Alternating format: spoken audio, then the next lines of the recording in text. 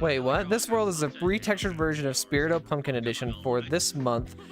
Oh, I just realized something. You'd have to load it into the field lot. Is that the avatar? My stream elements isn't here. What's going on there? Okay. But Raver. But Raver? Yeah, because it was after Halloween when I released it, so I had to make her usable outside. Shoot, I gotta fix that. Anyway, back to what I was saying. This is a retextured version of Spirito Pumpkin edited for this month so I can emotionally cope with age.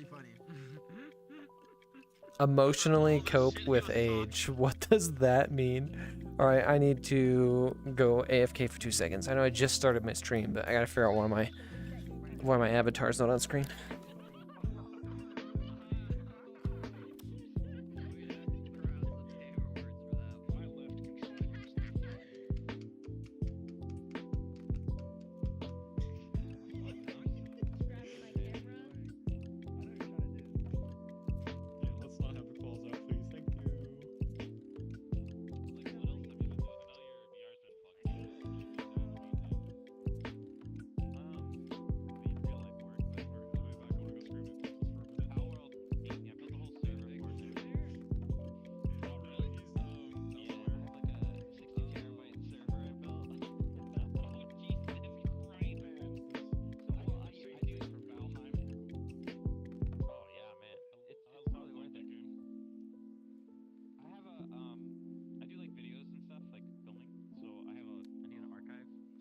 Oh boy.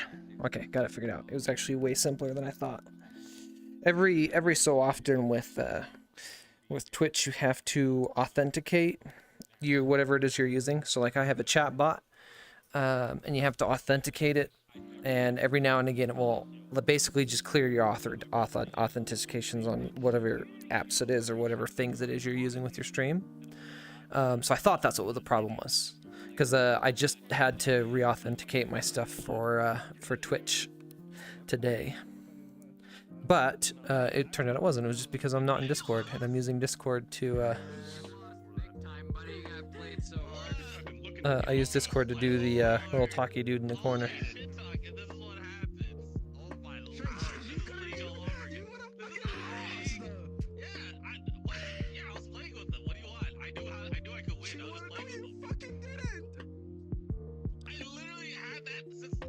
Oh, interesting. 2022.3.6. Jesus Christ. But yeah, Blue, all that shit talk, huh? Huh? Best of 3? Oh, they changed the Let's go, image. Alright, Let's go. Fuck it. Loser has to take 5 shots. I didn't know Connect 4 could be so heated. I'm joking. You fucked with me? Stop it. You're trying to kill me. You want blue or red? I'm on the blue side. What happened to Bill start? Alright, boys, we're queuing. Yeah. We go again.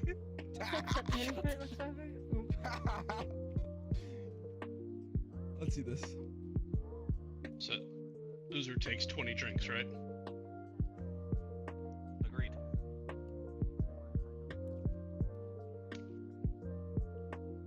Oh my god. Do not agree.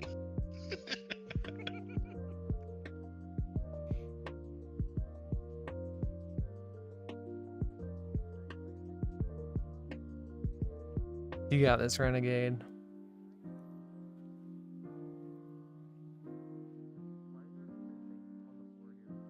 I never knew Connect 4 could be so competitive in this group.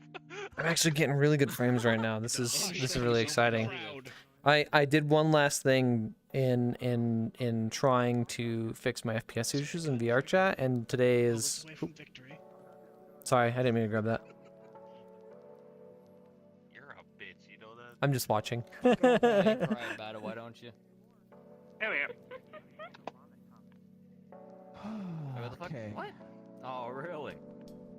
Hmm. Yeah. But no, today is sort of my test to see how well the game will run. I found it was purely by chance, but I was browsing YouTube Shorts, and I found a video, and this person was explaining, do you get stutters in video games? And here's the fix, right? And apparently Attention. there's He's already won. there's a bunch of different programs that use hardware acceleration, and I always thought hardware acceleration is a good thing, and it can be, but there are downsides to hardware acceleration. So what it does is it uses performance from your GPU so that you can get better performance on certain applications. And a lot of applications are adopting this. There are actually 3 applications that I'm using when I stream, all 3 of which are using hardware acceleration. And that's probably cutting my FPS performance when I'm trying to stream in VRChat. One of them is actually my streaming software, OBS. I almost said Streamlabs. But yeah, so one is that, so I had to turn off hardware acceleration there. The other one is, oh, I know this world. Oh, this is the world we've been coming to every weekend. The other one was my browser, my internet browser. Speaking of which, I should probably double check and make sure that, oh, I'm not using that. Never mind, yeah. So, yeah, so I wanted to make sure my browser doesn't have hardware acceleration running. And then, oh, what is this? Game of Things. Then the third one was Discord. I'm using Discord as a means to show myself talking in the corner. So I disabled hardware acceleration. Oh, this is cool. So I disabled hardware acceleration on that, and we'll see if that makes a big difference. I feel like it will. I'm really crossing my fingers. I guess crossing my, however you cross your fingers in VR, that it will work. If it makes enough of a difference, it could save me. It could save me. Well, it's not going to save me money in the long run, but it could save me money right now and having to buy a GPU. I'm sort of at an impasse right now because my computer could use an updated GPU, but oh, hey, Captain. Oh, let me get my drink. Also, you're the cutie, Captain. Best of 5? Question mark.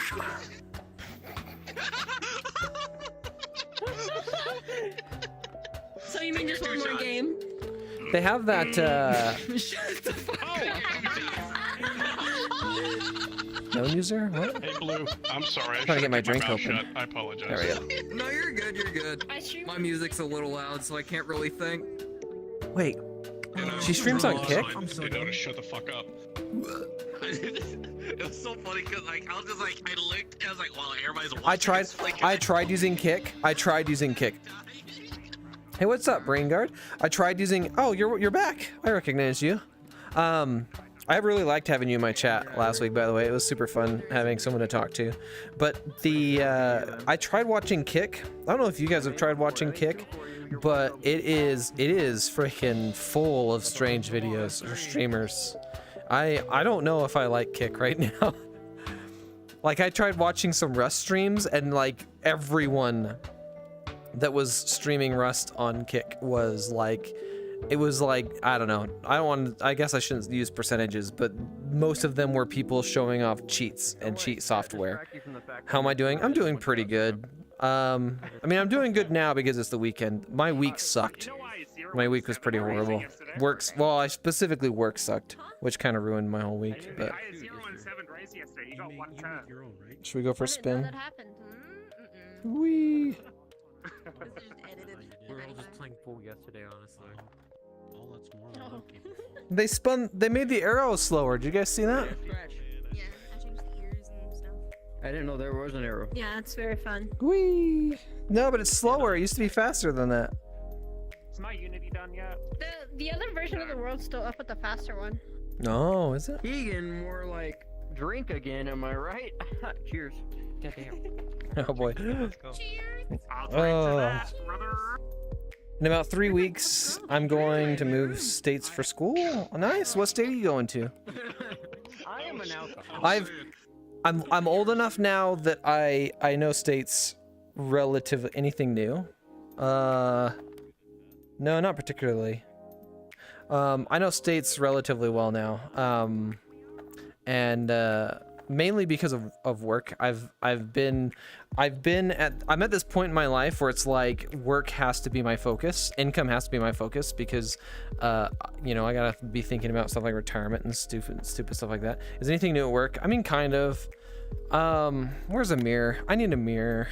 If I'm gonna go into this conversation, I need to be able to. I'm gonna get too distracted walking around. VRC is reverse A. Where's the mirror? I need a mirror. Personal mirror. There's no mirror here? The couches. Oh, that's lame. Okay, I'll use the personal Yes, mirror. there is. There is? Where? Yeah, it's over by the couches here. Couches. Well, say a VR chat world without a mirror is. Ah, yes. Oh, yes. I can get my fix. I need to make sure my phone Oh, my expressions are on. Look at that. Okay. So, I'm moving to Arizona. Oh, Arizona. I have a friend that lives in Arizona. It's actually one of my close-ish friends. Yeah, he lives up there with his family. Arizona's in the same time zone as me, ironically enough, Captain. So that's kind of cool. I was kind of curious if you were going to be moving to somewhere like Colorado or Oregon, because those are two states that I have looked at moving to for work. If I could get a dream job, I'm not too particular what the job is, but if I could get any job, I would probably live in Oregon. Actually, you know what my dream job would be? My dream job would be a job that I don't have to work. Well, okay, so I'm not going to say how many hours I have to work, because if you're doing something that you really enjoy, it wouldn't bother me working long hours, right? Like, for example, imagine you become like a big time Twitch streamer or something, right? Like you're playing video games and you're having fun talking with people and you're doing that kind of stuff. I'd probably turn into,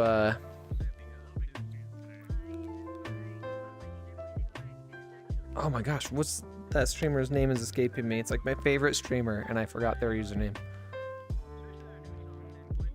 Kyla. I'd probably turn into Kyla if that was the case. I'd end up just binge playing all the time. It'd be so much fun. Anyway, no, if I had like an online, like work from home type work and it was bringing in decent income, I'd probably move to Oregon. I'd get out of the state I'm in and I'd move to Oregon. Oregon is beautiful. I went up there to buy my car and that place is, yeah, it's great. Yeah, I'd love to live in Oregon. I'm going to drive there, but it's going to be a 31-hour drive. Holy crap, are you on the East Coast? That's a long ass drive. Anyway, so what was I going to say? We're going to talk about work. Okay, so sort of the new thing that's happened in my life is I got a raise, which you would think is a good thing. But I didn't really take it as too much of a good thing. So I've been working at this company for about a year. Now, don't get me wrong, it's a pretty cool job, but it's a startup and I'm really having a hard time figuring out where my place is at this job, because I'm working with my uncle, and my uncle seems to be very excited that I'm working here because I've been working since I was like 15 years old. So I'm self-motivated and I have experience and I can figure stuff out on my own, right?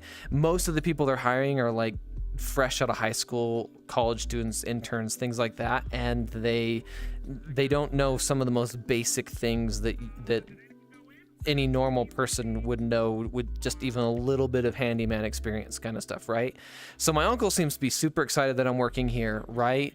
But he likes to kind of let me loose, right? Like he'll be like, oh, here's this, you know, and he'll kind of show me the basics of how to do something, and then I'll kind of figure it out. And if I can find improvements, great, do it, fix, you know, improve it, right? Like when I first started working here, I was wiring, and for context, what I'm doing is I am building freeze dryers. The known company for this is Harvest Right. The company I'm working for isn't Harvest Right though, but a freeze dryer is basically just a machine. Looks like a really big microwave that you can put food into, and then it pulls all the moisture out of it. Think like if you were going camping, you can buy these like ready to eat meals that are like, you're supposed to just add boiling water to them and let them sit for a little while, and then it like rehydrates the food, and you have a nice hot fresh meal, right? That's freeze dried food, right? Top ramen or cup noodles is kind of like freeze dried food, sort of. I don't know that well, actually, I think the noodles, I don't know if the noodles probably are freeze dried, because if they weren't, they would be, so those are probably like freeze dried noodles with like the little vegetables and things. Anyway, so when I first started here, one of the things I first got into was wiring these machines.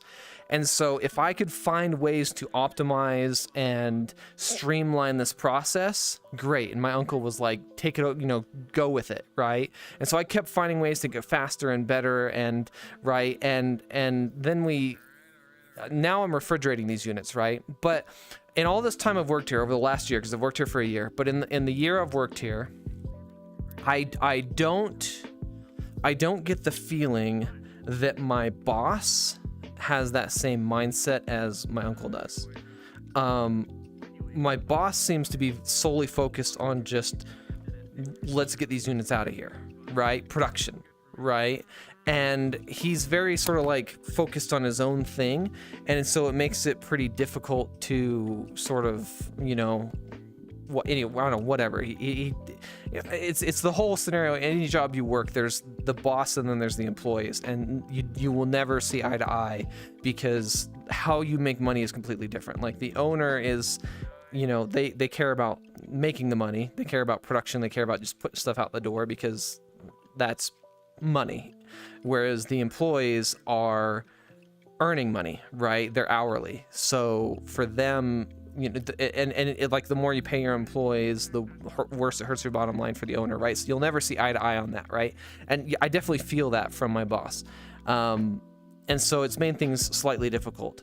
Well, when I first started working here, it was nice, because I was able to take a nice big pay jump from my previous job, which is initially very exciting. But my uncle, who was already working there, he was getting paid what they hired me at. And I know that he got a raise. I'm not going to say how much of a raise, and I'm not going to say how much he got paid, but I know how much he got a raise too, because the owner, who is friends with my dad, actually told my dad how much they were going to raise him to. So by proxy, I also know how much he got. Now, basically, my uncle got a nice pay bump when I started working there, which to me was a great thing. Great for him, but also great because it means that they're not one of these companies where it's like, oh, we'll do a yearly performance review and you'll get like a 30 or a 40 cent raise, like he got a multiple dollar raise. And so I was like, shoot, awesome. If I can do a good job here, which I've done great work at all of my previous places and they've loved me, then after working here for a little while, I'll probably also get like a multiple dollar raise, which is awesome, which turned out supposed to be starting this month, my rent went up by $250, which is like, oh gosh, dang it, dude. I literally just got a job paying more, and then as soon as I get this new job paying more, my apartment's like, boom, here's an extra $250 you owe us every month. And so that just, it's like, oh gosh, dang it. I start to get ahead, and then they just yank you right back down into the bottom, Anyway, so yeah, exactly. It freaking sucks. Rain Guard, do you want to be timed out? I haven't had someone redeem that in a while. I actually forgot how to do this. Timeout, is that one right? 10 minutes? Yeah, there you go. Anyway, so I got this pay bump. And then, my rent goes up and that cuts right back into my pay bump. Anyway, well, then my boss and bosses kind of come up to me and they're like, hey, we really like you, so we decided we're going to give you a raise. And they're acting like it's this great thing, and it was $1, which is like, awesome, great. The raise is super appreciated. But I kind of see myself as a more valued member of this team, and $1 kind of wasn't what I was expecting. Right. And like I mentioned before, I'm very focused on on income. I need to be pushing my income higher. I'm at the age now where I should be making a lot more than where I'm at, even without a diploma, right? Like I should be making more. Otherwise my life is never going to get better, right? And so when I started working here, as with any job, when I started working here, it's like, oh, I'll work for a year, and then a year I'm going to assess my situation and decide, do I want to stay here? That $1 raise was kind of like, okay, I guess I should update my resume and start looking around again, because there might be something out there that's paying a little more. And research has shown, and I've been looking into this a ton, by the way, over the last like several years, but like right now, everything points to, if you want to get yourself in a better situation, it's better to, yeah, I am, yep. It's better to jump jobs than it is to stick to a company, because companies have learned that when you're working for them, you don't want to job hunt, you don't want to leave, but they're not rewarding people for staying. Does that make sense? Like, new employees tend to make more money faster than they're giving raises to their existing employees. So it's better to work for a company until things start to stagnate, and then jump ship and go somewhere else. And then just keep doing that. The amount you get paid will go up faster. But that's also depressing, because it means I have to do the whole resume and the applying thing. And I'm just like, oh, okay. So that's how my week started. My week started with, okay, I'm gonna have to think about this and actually start getting on this. And yeehaw. You're on the same boat, yeah. So yeah. Anyway, so that's where I'm at the beginning of the week. This is Monday. This is like what's going through my head on Monday. Well, it also just so happens that on Sunday, I went to see my parents, and their refrigerator's broken. And the reason I went to visit them is my mom gave me a call, and she was like, hey, we've got all this food that needs to be eaten, so I made up some meals, come get some, right? And I was like, sure, right? And it was because their fridge broke, and they didn't have enough space for all the food, right? They have a second fridge in the garage and a lay down freezer, like one of those big freezers in the garage. So like it's like not a big deal, but you know, they got to do something with the food they can't fit. So I swing by to get some free food, and while I'm there, I was like, hey, I want to take a look at your fridge, because what I'm doing right now is refrigerating. That's my job right now, right? So I pull their fridge out and I look at the back of it, and lo and behold, the refrigeration unit, the compressor, it's looks just like the ones we're using, right? It's coming from a different quote unquote manufacturer. I swear that the same company's making all these, and they just have a bunch of different distributors, but it looks just like the one we're using. Well, me and my infinite wisdom decided to mention to my dad, hey, that's the same kind of thing that we're refrigerating. Like that's almost identical to the one that we're using, right?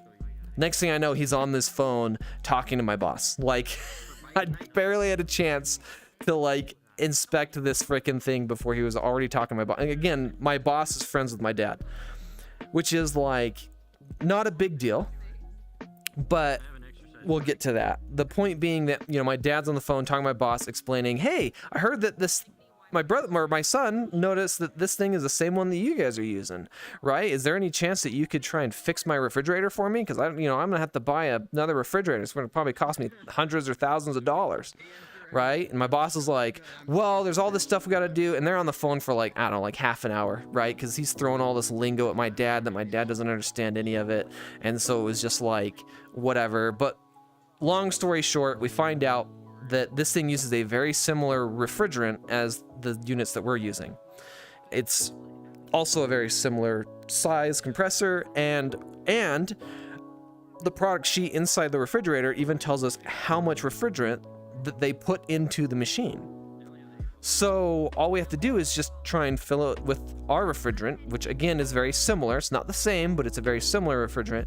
We're just going to try and charge it with the same amount and see how it performs. So my boss is like, yeah, bring it by. We'll take a look at it. We'll see if we can't get it fixed for you. So far everything's great, right? So I show up for work on Monday. My dad shows up at some point in the morning and drops this fridge off, and they wheel it into the shop, and it's like, oh, okay, cool. Yeah, we can try and fix the refrigerator, right? Do my dad a solid. Great, awesome. Well, my I want to also preface this by double explaining that all I said to my dad was that compressor looks just like the one we're refrigerating, right? I didn't volunteer for nothing. This is all my boss. My boss is the one talking to my dad.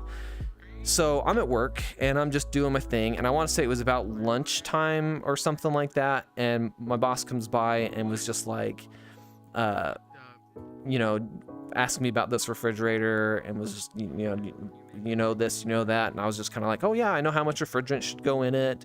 I was just gonna try and see, just try and drain it, fill it with nitrogen, put it under pressure, see if I can find a leak. If there's a leak, see if it's something, whatever, just kind of explain the thing. He's like, sweet, awesome, you can work on it after hours, right? So he didn't want to pay me for this, which is kind of like, okay, I get it. It's my dad's refrigerator. Why should you have to pay me to work on it? You're letting us use your shop. You're letting us use your things. I get that. But I'm kind of annoyed at this point because it just occurred to me that I have to stay late after work to work on this stupid refrigerator. And I'm not even getting paid to work on this stupid thing, right? And so it's like I got volunteered to do something for my parents by someone else, which is that's what's irritating me in this whole situation. Is it's like I got roped into a situation I didn't want to be in. If it was me, if I was the one who volunteered for this, I would have much rather just did this at my parents' house. I would have put the thing in the garage, found someone who would be willing to lend us an acetylene torch, bought some propane from Ace Hardware, which is the refrigerant we use, by the way, is propane, and just did it there, because then I can do it on my own time. No one else has to be involved, right? Whatever, right? Well, now I gotta be stuck at work. So anyway, at the end of Monday comes, and I end up working on this thing for like an hour and a half. I find the leak. Unfortunately, it's not something I can just fix, but I just need a length of tube. I call my dad. I explain, hey, we need a length of copper tube. See if you can find this. And so Tuesday, he finds it, brings it into work. I don't want to get stuck at work after hours again. So I decide we're not behind. And we've got 2 stations where we can refrigerate things, and I'm the only one working here. So I think what I'm going to do is I'm going to, when I have a little bit of downtime at work, I'm just going to kind of look at this machine and see if I can't figure something out, right? Well, I got this copper tube and I start bending it and forming it into the shape it needs to be in, and I put it into the machine, right? And all I have to do is connect the 2 sides, which is something called brazing, which is basically just soldering. I'm just taking these 2 tubes and I'm going to be soldering to them to where they connect, right? So I've got it formed and put in place, and the tubes are sitting where they need to be. I literally just have to braze them and it's done, right? But obviously, I'm trying not to work on, I'm trying to work on this thing as little as possible on the hours, right? So when lunch comes, then the reason why I was pushing this so hard, when lunch comes, I don't take a lunch, right? I clock out, obviously, but I don't eat lunch. I just pull the refrigerator over, hook it up to the machine, and then I start brazing it. My thought process is, if I can just get this, because it doesn't take very long to braze, and it doesn't take very long to throw some refrigerant in. So my thought process is I'll braze it up real quick, start putting some refrigerant in it, and then by the time my lunch is over, I can just wheel it out of the way and plug it in and just let it run and just make sure it can get down to temperature. And then I can, while that's going, I can go back to work. Well, it turns out that brazing was not as simple as I thought, because I'm trying to braze 2 separate metals. I got stainless steel and I got copper, right? And they did not want to braze, probably didn't have the right kind of brazing rod. I don't know, whatever the issue is. I was able to get it, but it took me like my whole lunch to actually get it to seal properly without leaking. Well, now the refrigerator's sitting there and I have to clock back in for work, and I'm like, I'll just leave it there. I still have the other station and I can keep up with these guys working at that station. Well, I don't know, 1 o'clock rolls by, my boss comes by and he's not happy that the fridge is there because it's tying up the production line, right? And the really frustrating thing about this for me is it's not tying up the production line. I still have a spot that I can use to refrigerate these units. It probably looked like we were behind though, because right when I got back from lunch, we had 2 people who were wiring, and they both wheeled a unit over, and there was 1 waiting, so now there's 3 waiting. But to me, in my mind, I'm like, it's not a big deal. I can still knock these out, right? I just gotta finish filling this fridge, and then I'll get it out of the way. Well, like I said, my boss comes over, and he's not happy the fridge is there, and he's like, we can't be doing this. It's tying up the production line, and I'm like, I'm already annoyed about this whole stupid situation. So I'm like, fuck it. I don't care, right? Like I've thrown some propane in this thing. I fixed the leak. We're calling it good, right? So I freaking disconnect the hose. I seal the where I fill it, right? So it won't leak again, right? Seal it up. Put it, or I was gonna say I put it back on the dolly, but it was already strapped to one anyway. I wheel it outside. I text my dad, and I'm just like, hey, your fridge is ready. Come pick it up. And he's like, is it fixed? And I was like, I think so. Right? He shows up, and I explain the situation to him. I was just like, I threw propane in it. I don't know if it's enough. I was going to test it, but my boss got after me and was like, he didn't want this here. It shouldn't be on the production line.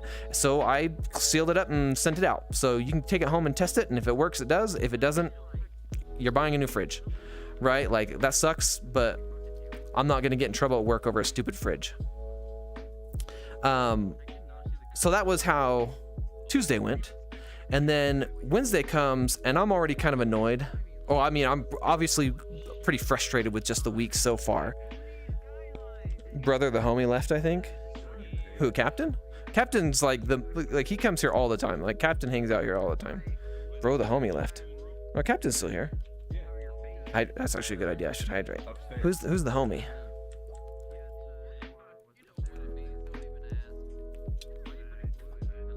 I'm hopped up on caffeine right now. I went straight for the Red Bull today.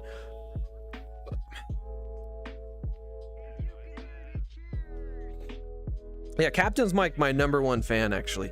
He comes to every one of my streams. And the funny thing, too, is not only does he come to every one of my streams, but he always redeems Hydrate and Cutie.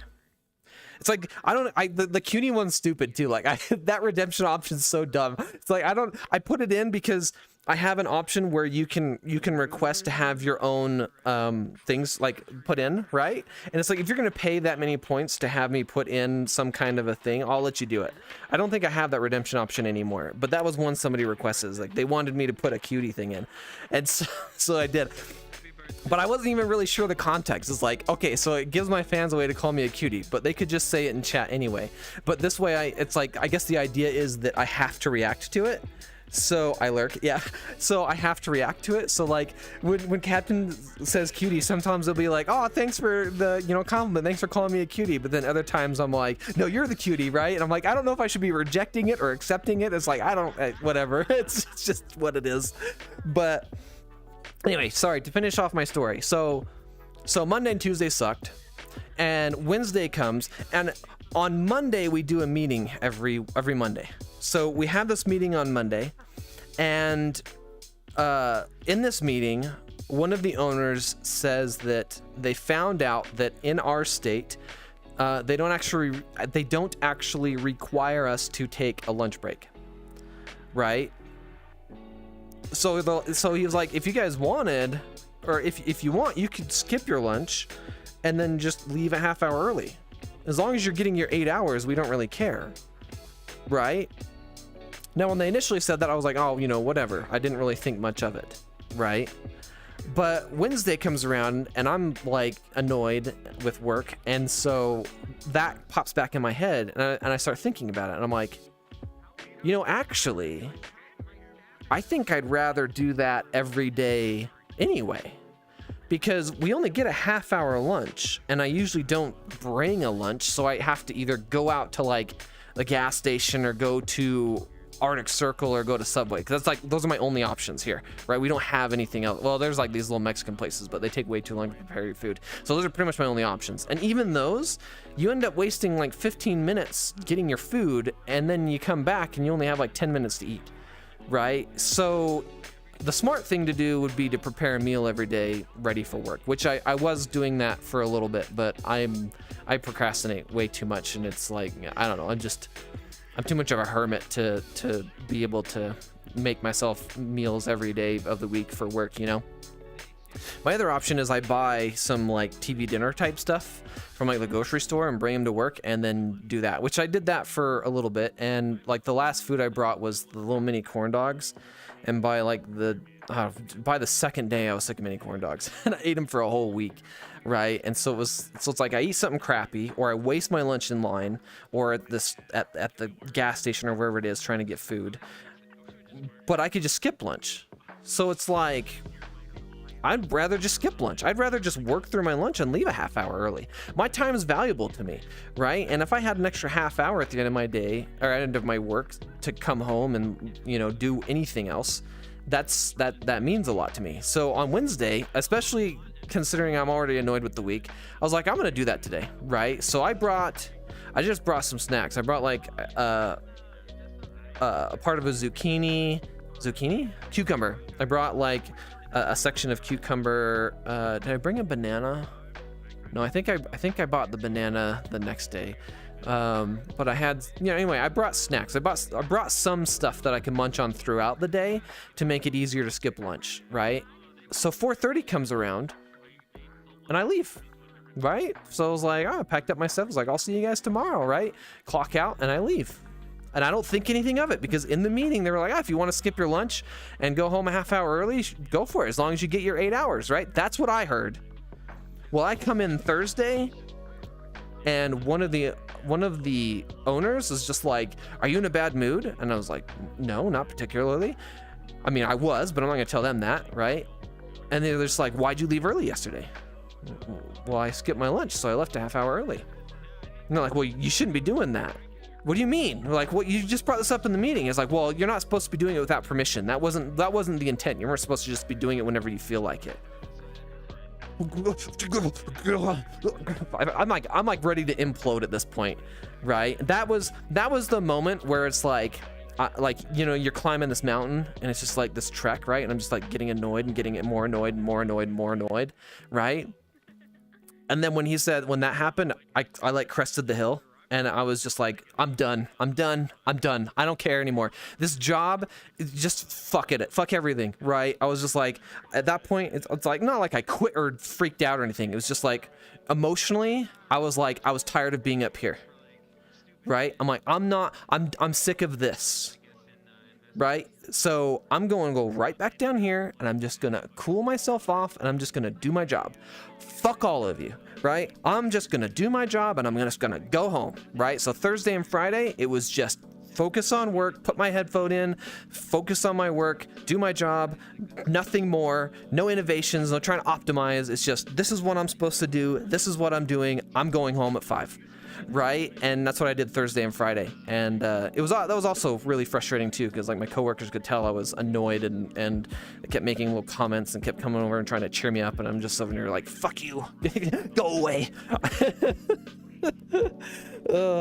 Anyway, so yeah, so when Friday was over, it was finally like, oh, thank goodness I have anime nights on Friday, which, by the way, Rainguard, on my Discord, every Friday, I have a schedule. Actually, if you join my Discord, you can see what we've done, but I have a schedule where we watch an anime every Friday, right? So right now, I'm just picking, like, others can help. Like, if people want to make suggestions, I have a whole list of stuff that people have suggested, but yeah, so it's thank goodness we had that, because I get off work on Friday and I just come home. I got snacks and drinks and I just gotta sit back and relax. And me and Gatis and another one of my friends, Karma, we just watched some anime, and it was a great way to just relax and calm down. And this story, I've told it like 5 times now, but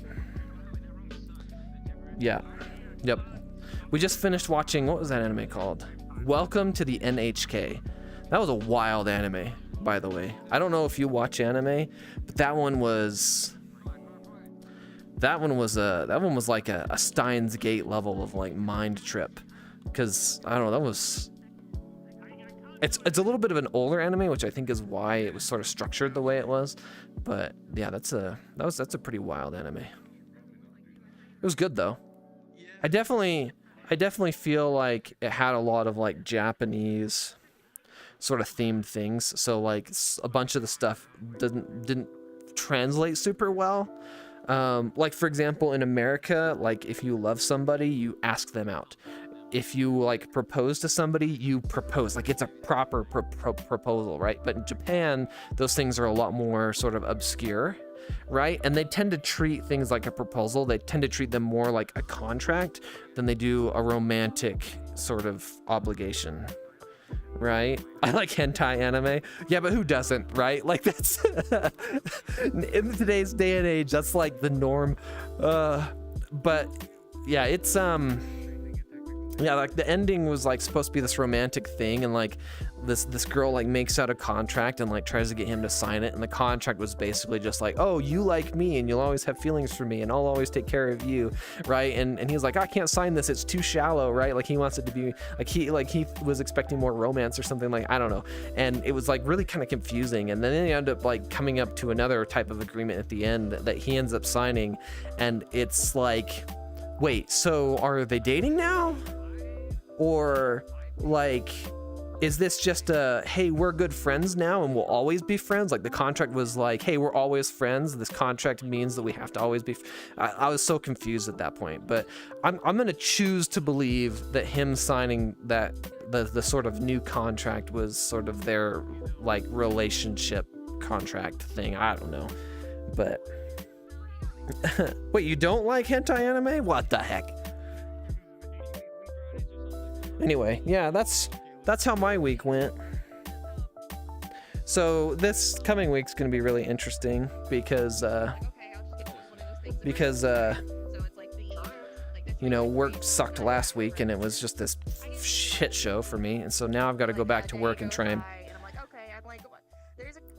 oh, Tsukimichi Moonlit Fantasy. I think I know that one. Hold on, I gotta see some images of it. One downside to watching anime and watching a bunch of anime is that you have the Japanese name and then you have the American translated name. And so I've been choosing to schedule our anime nights using the Japanese, using the English translated name, because that way it's easier for, you know, everyone in my server to recognize what it is.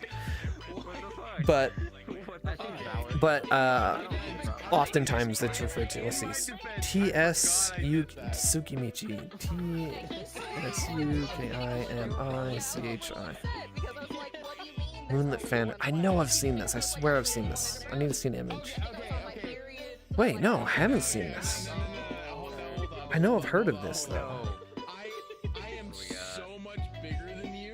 No, I do know what this is. Oh, no, I gotta turn the mirror back on. Tsukimichi, I think I'm saying that right. Tsukimichi Moonlit Fantasy. That's the one with the guy, and it's a freaking isekai, right? But it's not a weird isekai, like where he just dies and it's like, oh, I'm in a new world. This one's actually explained, right? Like this is the one where his parents aren't actually from this world. His parents were actually from a fantasy world, right? But things weren't working, or like their parents didn't like it and like whatever. And so what they did is they used magic, because they're in a fantasy world. They used magic to leave that dimension and come to ours. Or I don't know if it would be a dimension. I think it's like a different dimension, right? So they leave that dimension and they come to ours. But when they leave, they had to make a deal with the goddess of their dimension, right? So they basically have to give up their firstborn child to the goddess of the fantasy dimension in exchange for her letting them leave, I think was what the deal was, right? Well, so it happens, he turns like, I don't know, 16 or whatever the age of adulthood is in this universe or whatever it was. And it's like, okay, you know, you hit this age, so now you have to go, right? So literally God shows up. Like God of this universe, God, right? And explains the situation.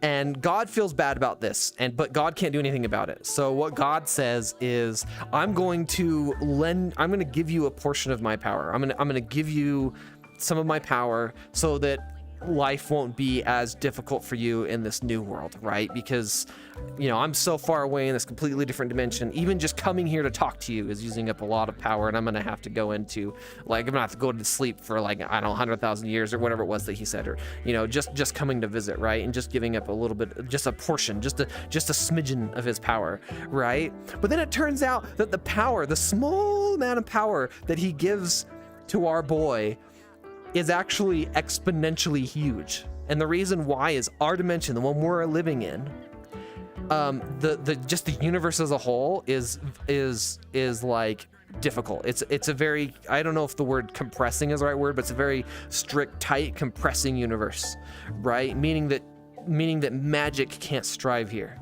So God giving him just a smidgen of the power from this universe is a huge amount of power in that universe, right? So he's fucking strong as shit, right? Oh, it's so good. The second season's airing right now. I believe that's what you're watching. They mistake him for a monster. Yeah, well, they mistake him for a monster for two reasons. The first is because when he talks, he doesn't talk the same as them because he's not from this universe, right? So his voice sounds weird. But second, he has such overwhelming power that he looks like a monster because when people look at other people in this universe, they can see like your power. And so his power, when he comes, it's just oozing out of him. And so when people see him, they're like, oh, it's a monster, right? It's just like, no, I'm just a dude. Like, but they can't see that. They can't see past his power level, right? Tsukimichi is so freaking good. I am so excited. I am so excited for watching the next season. But where I watch all my anime for anime night, I'm waiting for it to finish because I'll binge watch the whole thing, right? So once it finishes, assuming it finishes, if it finishes by next month, I'll be watching it next month, like first thing. But I don't know when the last episode is going to be. Brother, I read the whole manga. The only manga I've ever read. Wait, manga? Yeah, manga. I don't know why I thought I said it was the same there wrong. The only manga I've actually read was Spice and Wolf. I have the whole series of Spice and Wolf. Actually, I heard that they're making more. I don't know if that's true or not, but if they are, I'm gonna have to buy that too. But yeah, I like Spice and Wolf so much I ended up buying the manga and I read the manga, and I was actually genuinely impressed with how close to the anime the manga was. Like when I read the book, it was identical to the anime. It was so good. What is this? Is it a person? Oh, it's a person. Oh, you got me ranting about anime. I always tell people that like when people meet me, I have RBI, resting bitch face, in real life, right? And everywhere, well, my whole life growing up, people tend to think that I'm a sort of like silent, stern person, right? And largely, I think that's just because I am introverted, right? I'm not introverted here, but I'm introverted in the sense that like my safe space is my home. It's video games, right? It's Discord, hang out with talking with people here. That's my safe space. But going out and having to go to work and going out and having to like do things in the real world drains my social battery. And so I don't tend to talk very much when I'm out in public. I tend to kind of keep to myself. Well, once people find my trigger, anime is one of those, I don't shut up. And it's like when I'm around someone enough, like if I'm working with someone and I'm around them enough, if their initial thing is they'll usually think I hate them or something, right? But they'll like, yeah, it's that whole resting bitch face, like I'm a sort of reserved person. But then like they'll try and talk to me, and it's sort of like they might try and bring up sports or some TV show or some movie they watched, and I'm just like, oh yeah, and oh whatever, right? And then the next thing you know, they'll be like, oh, I watched Avatar the other day, and I'll be like, wait, you watched Avatar? Wait, the one with the blue people or the anime? And they're like, oh, the anime. And I'm like, oh, how'd you like it, right? And next thing you know, I won't shut up because they open the floodgates, and it's just all of a sudden people realize I'm just a big freaking nerd. Oh, I'm trying to jump over the fence. I can't. I can do it. And they're just like, it's masturbation. I was like, what do you mean it's masturbation? I'm also watching 100 Girlfriends. I don't know that one. Masturbation? What? I was wondering about that. I looked at my cat and I'm like, Is that what I should do? No, you know what? I can actually bring it up on stream now that I think about it. Hold on. Let me go here. And then I need to switch this screen to display number 2. No, display number 3. And then open up Discord. I'm actually really proud of this. Okay, so if I go to my anime schedule, so here's the schedule for this month. So I make this up every month. I try to do it at the end of the month for the next month, but I've been procrastinating, and usually I don't do it until like the first anime of the night for the next month. Anyway, so we just finished Welcome to the NHK, so we're watching Uncle from Another World on Friday. Next week? Yeah, next week. But let's see, we watched Welcome to NHK. Blood Lad was the one we watched before that. That one was actually better than I thought it was going to be. I've seen a lot of clips of it, but Dr. Stone, we caught up on Dr. Stone. Watched The World's Finest Assassin. I really like that anime. Goblin Slayer 2. Yeah, it's whatever. I actually can't even really remember that much that happened in it. Goblin Slayer I was so excited for because it was like it had a really dark thing it did. Like they went into that dungeon and that they find out that the goblins they'll kill the men and steal the women and basically rape the women so that the women can give birth to new goblins. And it's like, holy crap, like what, really? Like that's like something that you would read about in like an ecchi or something you'd see in like a hentai. But this is an anime, right? Like you're watching it like this is an anime, right? Like, is this gonna get right? But that's as far as it goes. It's just that really crazy scene, and I think that's the reason why Goblin Slayer became so popular. But everything else about Goblin Slayer is just mediocre, and Goblin Slayer 2 was just mediocre. So it's like I'm not really excited about that one. Spy X Family, that one was good. Spy X Family is one of those that like I recommend to people who don't watch anime. It's a really good one to watch, whether you do or don't like anime, or do or don't watch anime. That's probably a better way to say it. Patema Inverted, that one was crazy. Lycoris Recoil? Wait, is that the one with the... Oh no, that was the like Assassins one. That one was actually pretty good. Zombieland Saga. Yeah, I didn't like that one. Kaiba was actually way better than I expected it to be. The visuals are nuts, but it actually had a much better storyline than I expected.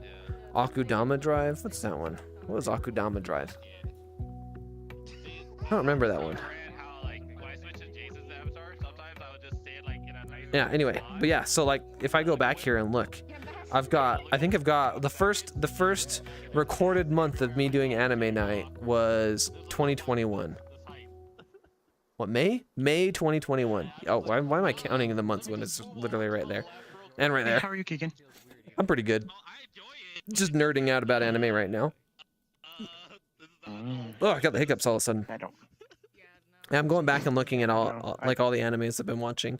I've been keeping tabs on all the anime that I've been watching on my Discord, and I've been doing this whole anime night thing on my Discord since May of 2021, and I've got all of it recorded, so you can see every anime I've watched, when I watched it, and I invite people to come watch it too, so I'm not the only one watching them, but... My wife found Girls in Panzer, and we're watching it like, oh god, I'm cringing so hard as a history major. I'm like, oh wait, god, did you say Girls in Pants? Girl in Panzer? Girl in Panzer? Panzer? Oh, Girls in Panzer. Oh, wait, hold on. I gotta look up images. I gotta remember if that's the one I watched or if that's the one I haven't watched. I don't think that's the one I watched. It's the tank girls one, where the school age girls are in tanks and fight each other. Oh, okay, no, that's not the one I've watched. I do need to watch that one. No, there's another one. There's another one where there's these two girls and they have this little tank car thing, and it's like apocalypse, like basically the world's fought itself into disaster, and they're just trying to survive. That one's dark. Yeah, Girls in Panzer actually has a tank in World of Tanks, and I have that tank. I bought it. They did a little event, and I was like, oh yes, anime themed tank in World of Tanks. Let's go. No, my current work is a lecture on. It's not my expertise, but a student was like, I want to learn about Stalingrad, and I want it uncensored. So I'm gonna, in like 2 weeks, I'm gonna give a lecture to the students. Like, I had to send out permission slips, like, to all the students in the class, to the parents. I'm like, your teacher and a bunch of students have chosen to learn about Stalingrad uncensored. Do you want your children in the classroom? Because I have footage and pictures of what happened. So I'm like, warning, do you want your kids here? Because this shit's gonna get dark very quickly. Yeah, no, sorry. I know it's a bot, but I wasn't talking. I was trying to. So when someone like this comes into the chat, I don't want to just ban him right away because I want to prevent it in the future. So what I'm doing is I'm adding his comment to my, wait, where is it? I thought it was under, where is it?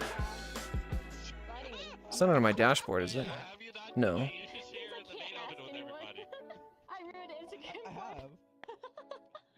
I haven't had to do this in a while. I've done such a good job of, oh, is it under mod tools?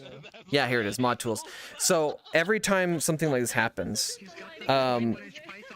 what I do is, so like, look here, he's saying all this stuff about go here, you can buy a bunch of stuff, blah, blah, blah, blah, blah, blah, blah, right? And so what I'm gonna do is I'm gonna take Streamrise and I'm gonna make that a banned word, right? So,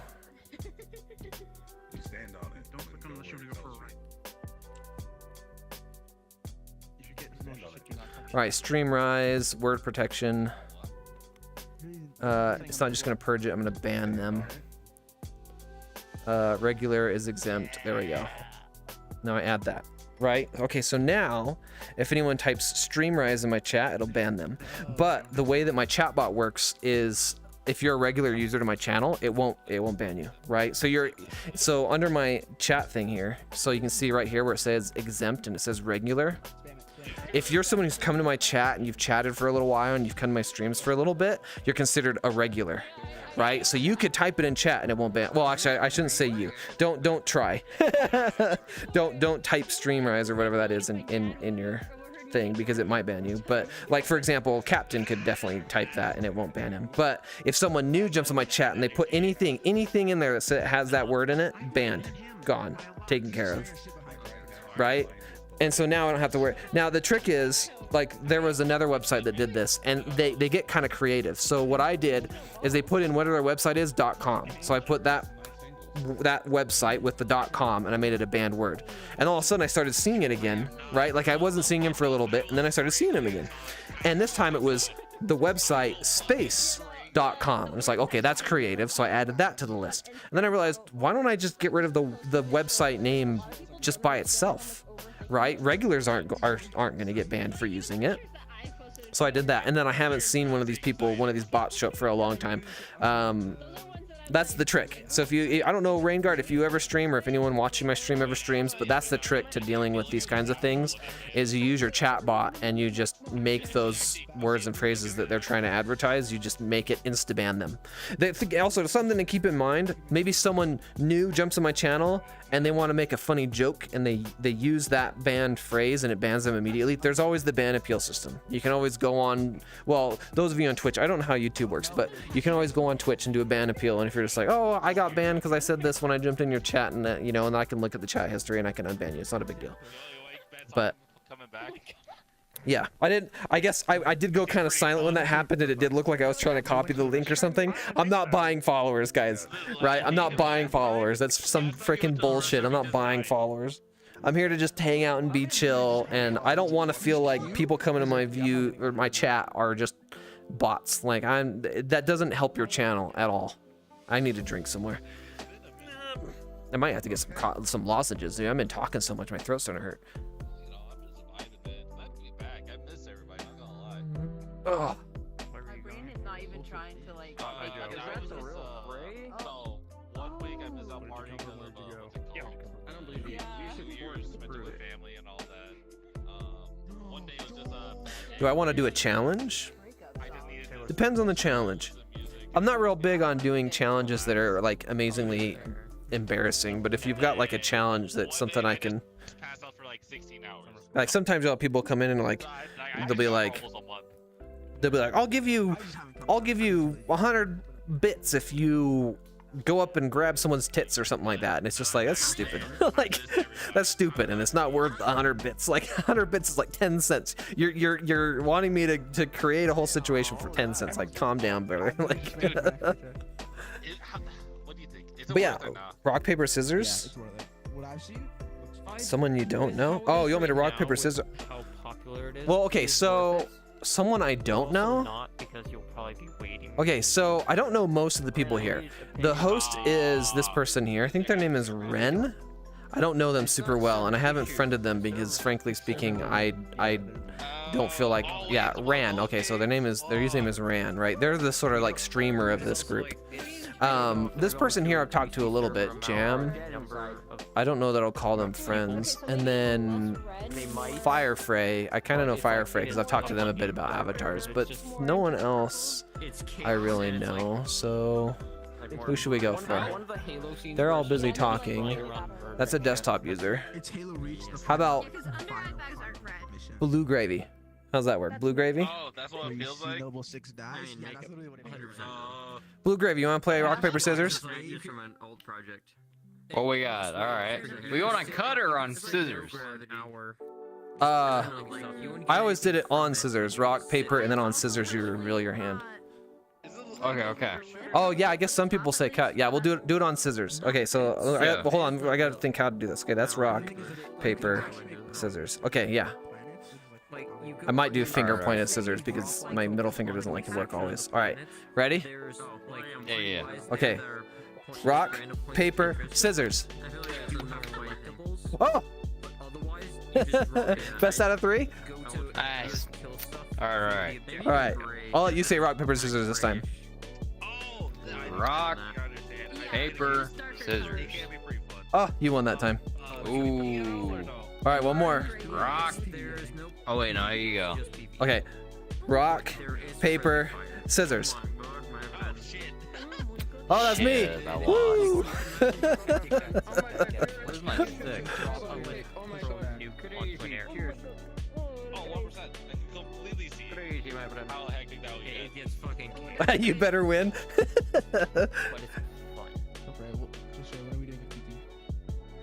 Also use code Ran. What is your code on the energy thing? Use code Ranny on that thing. I don't know what If you ask me, that should not have gone in. That one. I used to have this camera system in VRChat, and I was so proud of it. I'm reporting.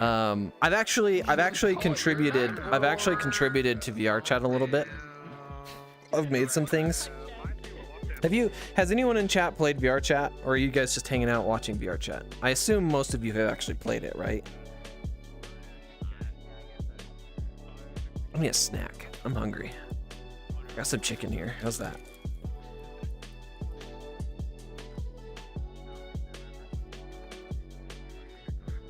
I have a wow. I have a lot of energy right now.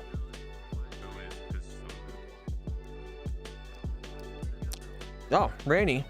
If you get too nervous playing VRChat, I got just the thing for you.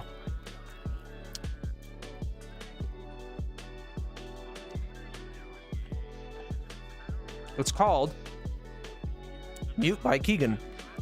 It's a system that allows you to say things using pop-ups on your avatar. Let's see. Let me actually switch this to low quality. Well, that didn't work. Oh yeah, there we can see it way better now. See? So I can be like, hello.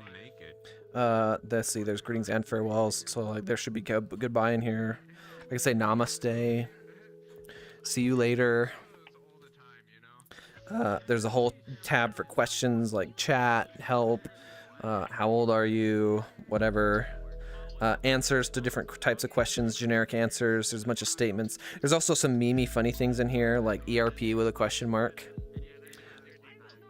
Anyway, so I made this in VRChat, and I just named it Mute by Kegan.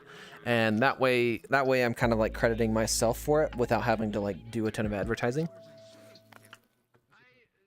Well, another thing I made, which to me is equally as impressive as this, but unfortunately something happened in VRChat, and as far as I can tell, it wasn't included in the patch notes. So I can't help but wonder, it might have been a Unity change, but VRChat didn't go through a Unity version change or update or anything when this broke, right? Like when it broke, I started investigating, trying to figure out why, and I couldn't figure out why. But I can show you. Hold on. I gotta find the avatar. One of my avatars. Let's try this one. Yeah, too scared. What? Oh, it's just VRChat. The trickiest thing with VRChat is you got to hang out with some people until you can find a cool group to hang out with, and get out of those public lobbies. Public lobbies are chaos. They're absolute chaos. Okay, here we go. Cameras. Okay, so I made this system. So in Unity, you can actually add a camera to your avatar. And if you add the camera to your avatar, there's a little check mark that you can put on there where you can be like, where do you want this camera to render to, right? And you can actually set it to render to your right eye, to your left eye, to a texture, so you can send it to a render texture, or you can have it sent to, I think it's just says desktop or something like that, desktop. Anyway, right? So you have that, when you open up VRChat in VR, there's a preview window that shows up on your desktop. Now, if I pull out my camera, like so, and I switch this camera to streamer mode. Oh, I don't have this thing set up for stream, but now that's in stream mode, if I turn, well, my computer's behind me, if I turn and look at my computer screen, this is what it's showing on the computer screen.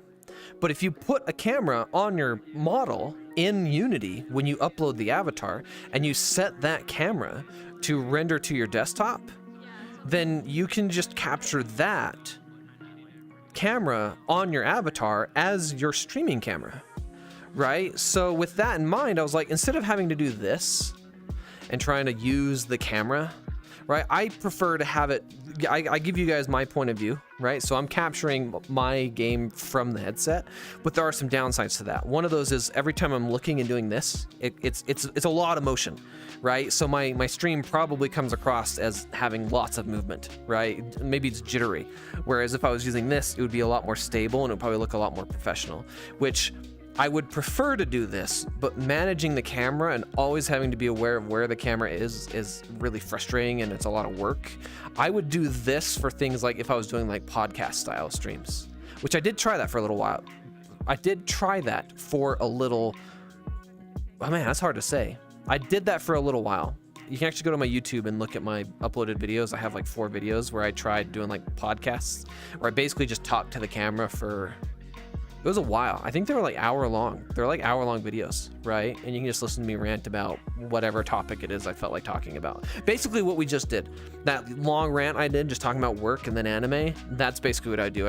I would just sit here and I would just talk, and I actually did it on stream too. Anyway, but something like that's nice when you have a camera, but when you're just running around doing things, it's hard to keep track of the camera all the time. So to fix that, I made a camera system in VRChat. And the reason I'm bringing this up right now is they're playing pool over there, and my camera system worked really good for pool. So what I can do, let me actually show the camera. So if I go camera toggle. Wait, where is it? Oh wait, no, camera toggle just turn, wait, how do I?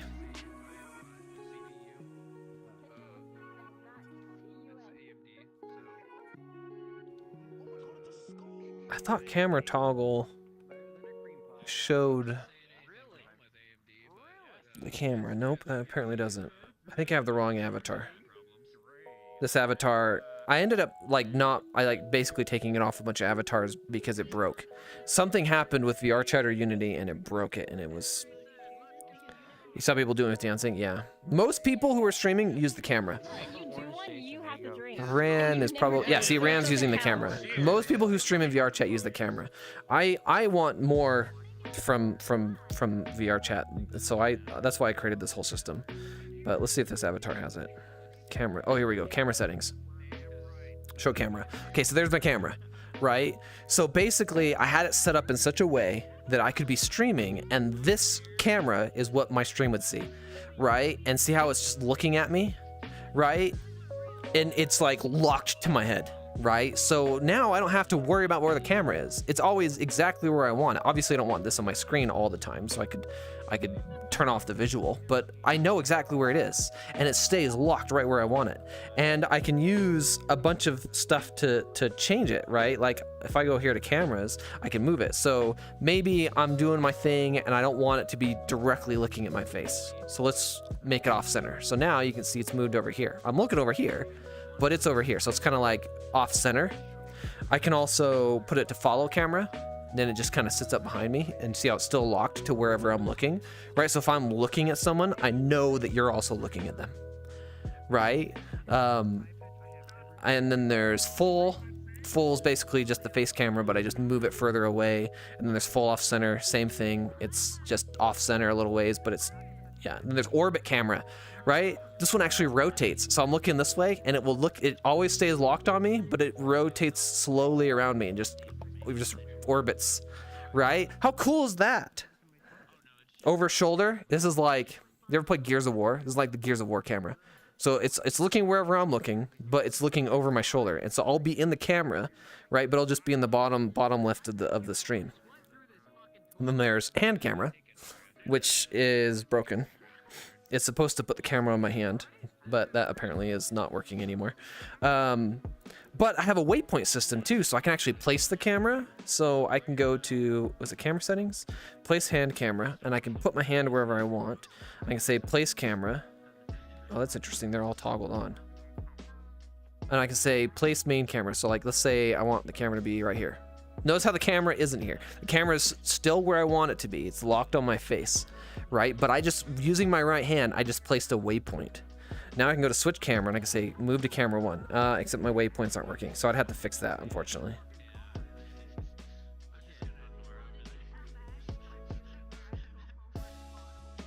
Anyway, but I could place waypoints, and I set up so it has 5 waypoints, right? And so what I would do is I'd go over to the pool table. Let me turn off the camera on my screen. I'd go over to the pool table and I'd place a waypoint here with the camera looking at the pool table, and I would go to each corner and I would place a waypoint, and then I would put one above looking straight down. And anytime I'd line up a shot, I would switch the camera. I'd move the camera so that it had the best view looking at the pool table for whatever shot I was doing, right? And then I'd line up my shot and I'd take the shot. It was so cool, right? It was so cool. But then VRChat did something, or Unity did something, and now those cameras don't work anymore. So I can't use that camera. I had to actually disable it on this avatar, because by simply turning the camera on, it makes my vision on VR just go like all nutso and all crazy. I really want to fix it, because honestly, I think it's one of those things that set my stream apart from everyone else, because I could do so many cool things. And I was only scratching the surface with that system. There's so much more I had planned to set up, but without the stream camera working,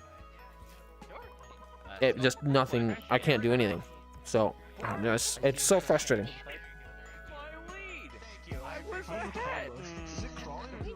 I think I actually Glitching out for you too. Spinning, yeah. Okay. Let's see, actually.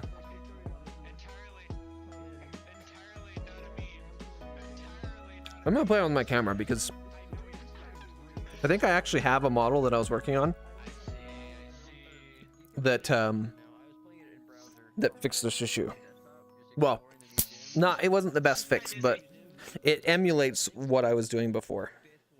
Because if I turn on the VRChat stream, I can't wave back. okay, so now we're capturing the desktop view. So you'll see the difference if I turn this off. This is like, you can see everything. I'm looking at my stream right now. You can see my stream. You can see everything that I can see. I foresee the future. Like this, the camera kind of zooms in a bit because the desktop view doesn't see as much as my VR view does. But now you can see what that sees. Now if I switch this to stream, I did click it. It doesn't do anything confirmed. you're seeing, you're seeing this camera. Let me just turn this around. Yeah. So now you're seeing, the camera. Notice 10 hours? I thought you said 6 this little dude. That's my stream camera. That's the one I just showed you, right? I had to trick VRChat to get this to work, but I'm trying to remember. Didn't I? It's Quest compatible. Huh. I thought I had figured out a way to. Anyway, well, I'll just turn this around and. Where do we put this? How's that? Okay, yeah. So this is me at the bottom of the camera, and this way you're looking where I'm looking, right? But if you watch this dude right here, I think I can show you what my camera would do. Well, actually, wait. I can turn. Yeah. Okay. So there's the camera in front of me. Yeah, you took the coward spray. Good job. Let's try. switching to a different camera. Let's go to the orbit camera was like the coolest. Yeah, so you can kind of see the camera's looking at my little model down here. Do you need a good PC for this? No. No, you don't need a good PC for this. I mean, I'm struggling with things in VR, but and so I've been trying to upgrade my computer, but I don't think it's because you need a good computer. Yeah, look at that cool orbit camera. Like, how cool would that be if you could see the whole world from that camera, and I could just hang out here and talk with people, and you get a like orbital view of everything that's going on around me? How cool is that? It's so cool. Well, a follow camera. Let's do the over the shoulder one. Oh, there we go. Let's see. Dang it, dude! I'm so annoyed that this doesn't work anymore. Oh, I shouldn't have done that. Panty shot.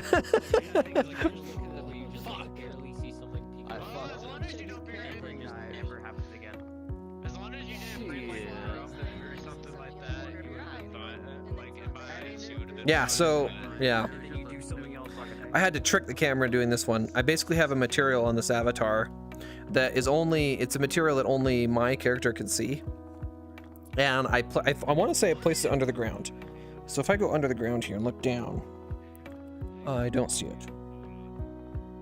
Well, somewhere attached to my avatar, there's a material that's projecting this like huge thing, and it takes over the camera. So that's how I had to do it. And unfortunately, it doesn't work in all worlds, and some shaders break it. So like some worlds I'll go into, the shaders in that world break it, and it's just not very reliable. Whereas the old method used to be like perfectly reliable. Ugh. I wish I just did the freaking panty shot again, didn't I?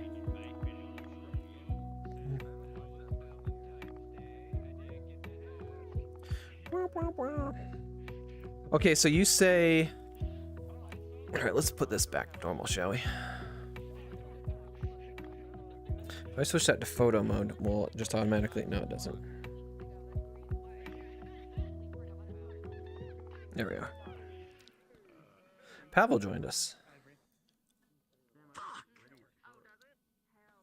What's up? How's it going, Pavel?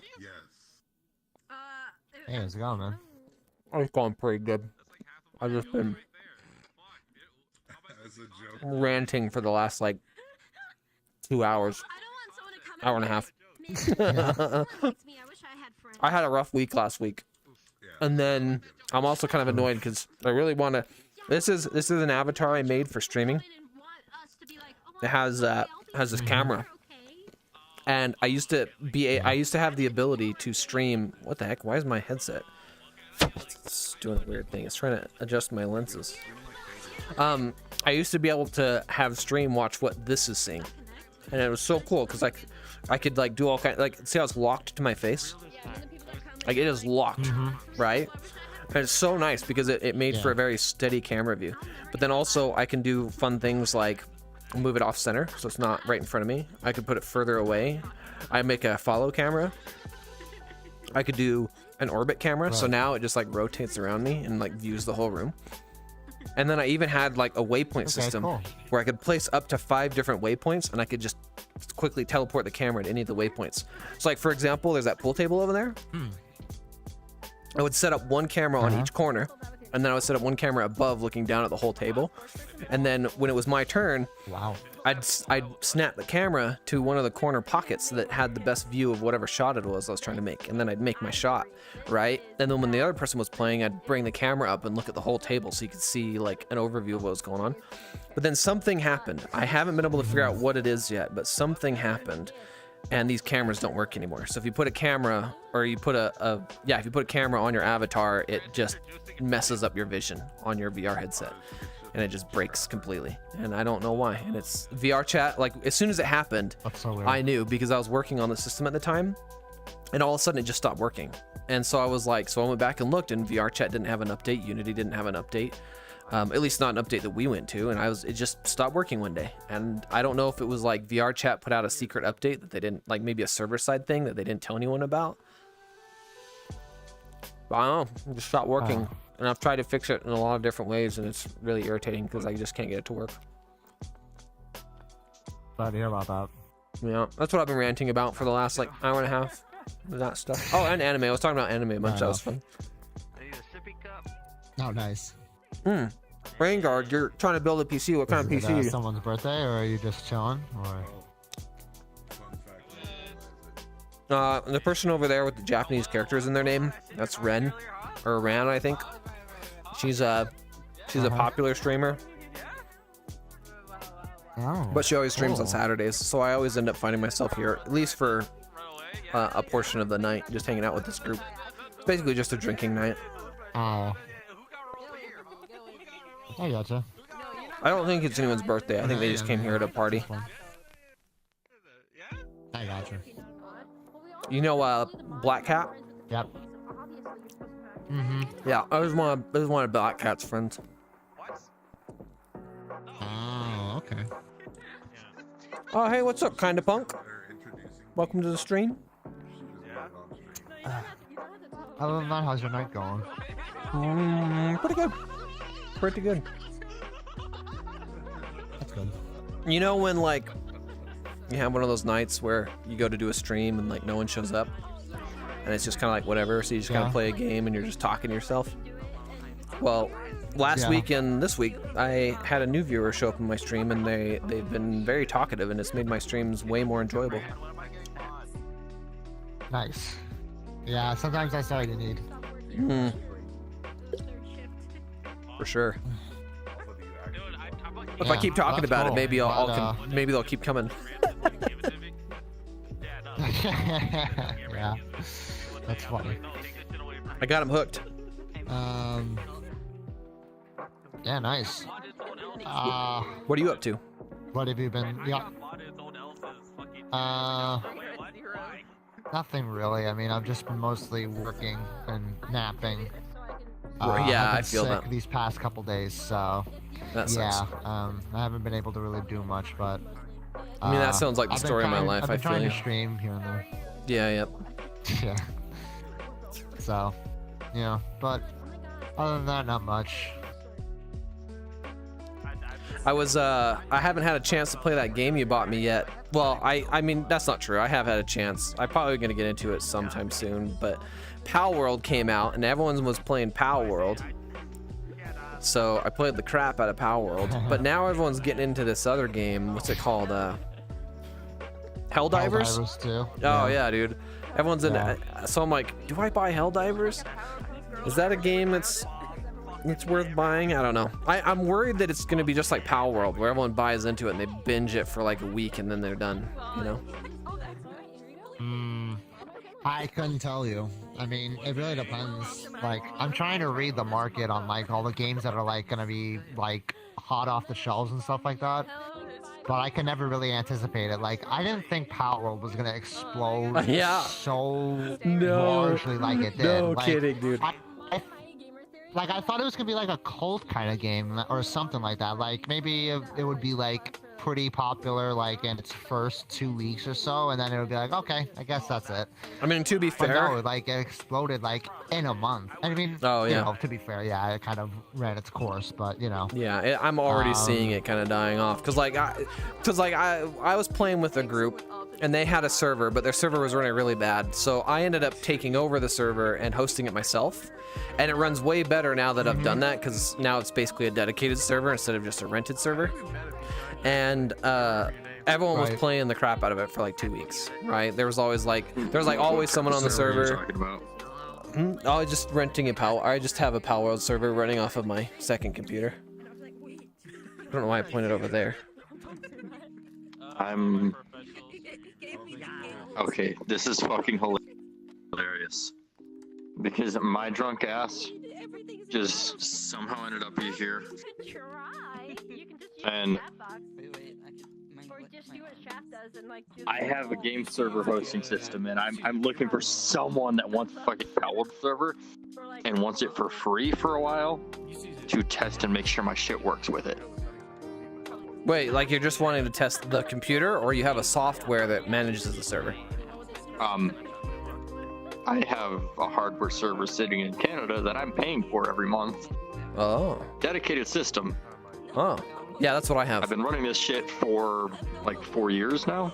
Oh yeah, yeah. Since That's 2018. Yeah, that's basically yeah. So I have yeah. So what I did is I upgraded my computer, and I had a bunch of leftover components from when I upgraded all like basically everything in my computer. So I was like, oh, I'm gonna build a second computer. So I built a second computer, and that was about maybe it wasn't 4 years ago. Actually, I don't know. It might have been 4 years ago, but I've had to upgrade it since because those components sucked. But I'll tell you this: running. Unless you're in a place where electricity is extremely cheap, it is cheaper to rent a dedicated server or pay someone to host a server for you than it is to run a fucking computer in your own house. Okay, so some caveats to that. So I'm running 3 different servers off of that computer. I've got 2 Minecraft servers, a modded, a vanilla, and a Pal World server. And the thing you also want to understand is the total amount of RAM. 64. Total amount of RAM you're actually using, because you're not using 64 gigs of RAM. I'm using. Hold on. Yeah, I'm using 64. Using 64. No, it'd be 64 minus 8. There's no way you're using that much RAM. Yeah, 56. Well, when you're setting up a Minecraft server, you can tell the Minecraft server your XMS and your XM8. Yeah. What the minimum it is allocating and the maximum. So with the vanilla server, I have it set to the actual total amount of RAM you are actually using is probably less than 15 gigs. Have you hosted Between Pal those 3 World yet? servers. Because it's using 32. Pal World eats up a lot of RAM. I'm looking for someone to take one from me for a month to test it and stress test that shit and show me what it actually uses on my system. Oh, it'll use 32. I don't expect it. I don't expect it to use more than 10. On what I have. So if you look at Pal World and you look at like what their recommendations are, they say that it technically can run. Recommendation is between 5 and 15. I'm talking about the description. On the description on there, it says that it can technically run on 8, but you're going to run into limitations very soon. They said you're going to want a minimum of 16 if you want it to run for any length of time, but you're going to hit that limitation soon as well. So they say that you should, if you have a server and you want to run it for a while, you're going to want 32 gigs because it will use 32. And when I've checked my computer, it will use 32. Permission to head pat the door. It'll use whatever you fucking give it. But No, you don't what give it does anything. run You don't get to allocate how much RAM it sustainably at? uses. Oh yeah, you definitely do. No, that's not in the server settings.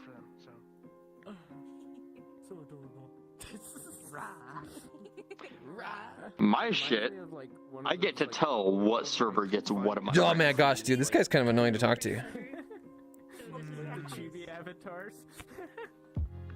So any system can try to use as much as it fucking wants, but does it actually need that? Bro, it's turning into an argument. This guy's telling me that he wants to try running a server so that he can see what he needs for the server.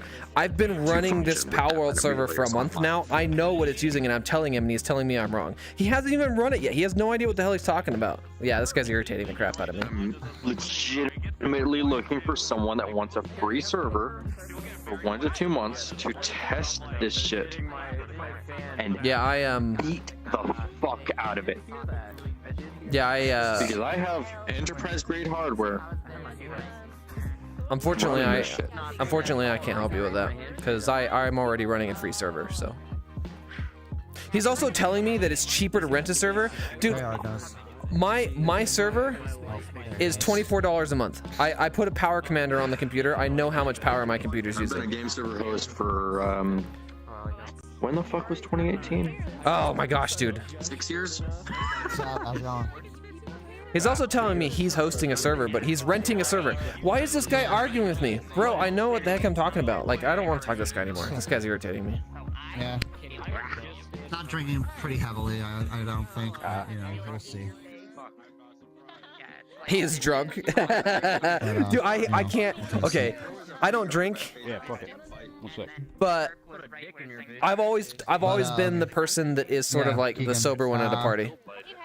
And it's I didn't drunk people can be Pal annoying. World to become that popular all that quickly.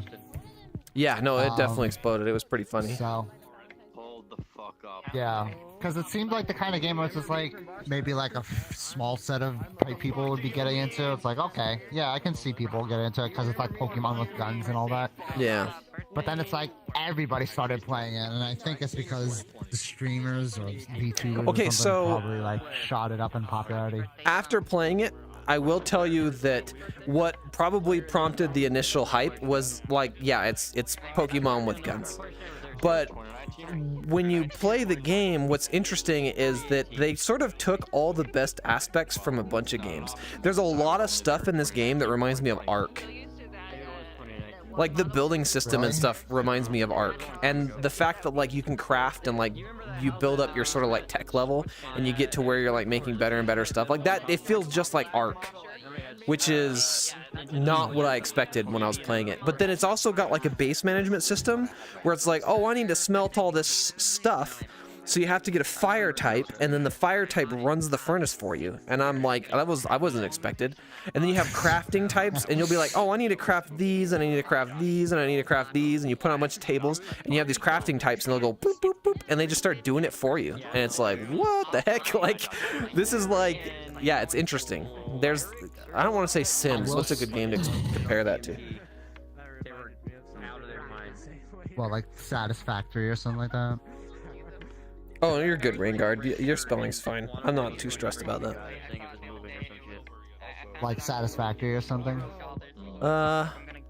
Yeah. Except, it's more like, there's this really old Command and Conquer Generals game. It kind of reminds me of that. Red Alert? Was it Red Alert? It was, I think it was called Generals, but it was like Red Alert, but it was the Red Alert game, but you play on the ground instead of playing from a bird's eye view, and like, you are one of the troops, but then you still build your base, but you build it from the ground perspective, and then like, you actually go out and do stuff and fight and whatever. But that kind of reminds me of that, because like, you're base building and base managing, but you're not doing it from an aerial perspective, you're on the ground doing it, right? Okay. Yeah. Yeah, it's just kind of cool that like you get the pals to do things for you, you know? Yeah, the one meme that I've been seeing going around is that you're basically just creating a sweatshop in that game, and I find that hilarious. There is a lot of things that they put in just to be funny. Like I was playing, and like you're supposed to capture these pals and whatever, and I run into these mercs, right? Like people, like humans. Right? And I'm fighting them, and I'm like, what happens? You know, I let my intrusive thoughts win, and I was like, what happens if I throw a pal ball at one of these guys, and I hit him, and he goes, boop, and it sucks him in, and it's like, boop, boop, boop, boop, trying to capture him. I'm like, wait, what? Like, no way, right? So I'm like throwing all these things. I'm like, can I capture a human? Can I capture? And then I capture him, and he's mine now, and I got him in a pal ball, and I take him to my base, and I'm like, you're kidding me. Like, I can capture humans? Shut up, right? And then like, what else is funny too is you can put them out and you can have them like fight alongside you just like the pals, and they'll talk to you and they'll like say things, and one of their lines is, you should let me go, this is cruel and unusual. And it's just like, oh gosh, it's so freaking good. There's traders. You can go around the world and you can find traders, and there are traders that you can like, because you can get gold, right? So like you can capture pals and then sell them to like the pal trader, and then you can get gold, and you can use that gold to buy other pals, or you can use it to buy items. Well, if you find a vendor and you're like, oh, this vendor has like a bunch of weapons, like they got ammo and weapons, right? Like I want this guy. You can straight up just start attacking that dude, get his health low, capture him in a pal ball, and put him at your base. Now you've got a trader at your base. Like, how cool is that? Like, oh my god, that's funny. I didn't think about that. Yeah, the game's got a lot of the game's definitely got some funny things to it, and it's not an especially difficult game either. Yeah, I actually gotta try it out instead of just putting it off. But... I think what they need to do is kind of like what Ark did, where it's got these sort of like end game bosses, but the end game bosses are very difficult, and like you can't beat them without proper preparation and help from other people. They need to do that in Power World. They sort of do. They have these, I think it's 5. There's like these 5 towers that you can go to, and you can do like a boss battle, and the first one's pretty easy. Then I went to another one, which I think is the next tower, and it was actually pretty difficult. It wasn't difficult in the sense that like it was kicking my butt, but I couldn't do enough DPS to this thing before the timer ran out, right? So they do kind of have that, but they need to make even harder ones, like really hard. Like you gotta grind up and like make the ultimate PAL, right? And like try and get friends to come and help you fight this boss so you can like do it together. And like Ark, because Ark, it was like those boss battles that were like wicked hard, right? And like you go into these battles and you're expecting, like you'll go in with like 30 T-Rexes all leveled up, ready to fight, all wearing like the best saddles or armor in that case, and like you're still expecting to lose 2 or 3 of them, right? And they're all just sitting there on the boss, just chomping away at this giant ass spider, right? Just chomp, chomp, chomp. And you're like on a UD Ranus roaring at them to try and boost their damage, right? And you're sitting here doing that for like 5 minutes and you finally kill it. And you're like, well, I lost 3 Rexes, right? Like those battles are fucking epic, dude. It's so much. That's one of the best things about Ark. But like Power World needs to do something like that, because right now like you get to kind of like the end game and it's like you're trying to min-max things, but there's not really any reason, because at that point it's like I have everything. Like what am I gathering and what am I doing all this for, right? So it's just like you can try and like make this ultimate mount or whatever, but then once you have it, it's like, now what, right? Like you get to that end game and it's like, well, I beat the game, I'm done now, right? So it's just like there's no reason to keep playing. Yeah. Cheers, by the way, Hard Nose. Oh, you're drinking. You came to the right lobby.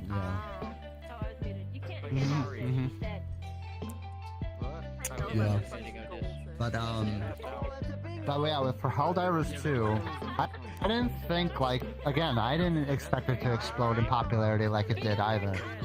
Because I think it's because no one wants to play Call of Duty, so they're all just finding something new. Okay, so to be fair, maybe, but no one wants to play any shooters right now. I've been seeing so many videos going up by like popular streamers that are basically saying that the cheating in every game right now, especially shooters, is just out of control.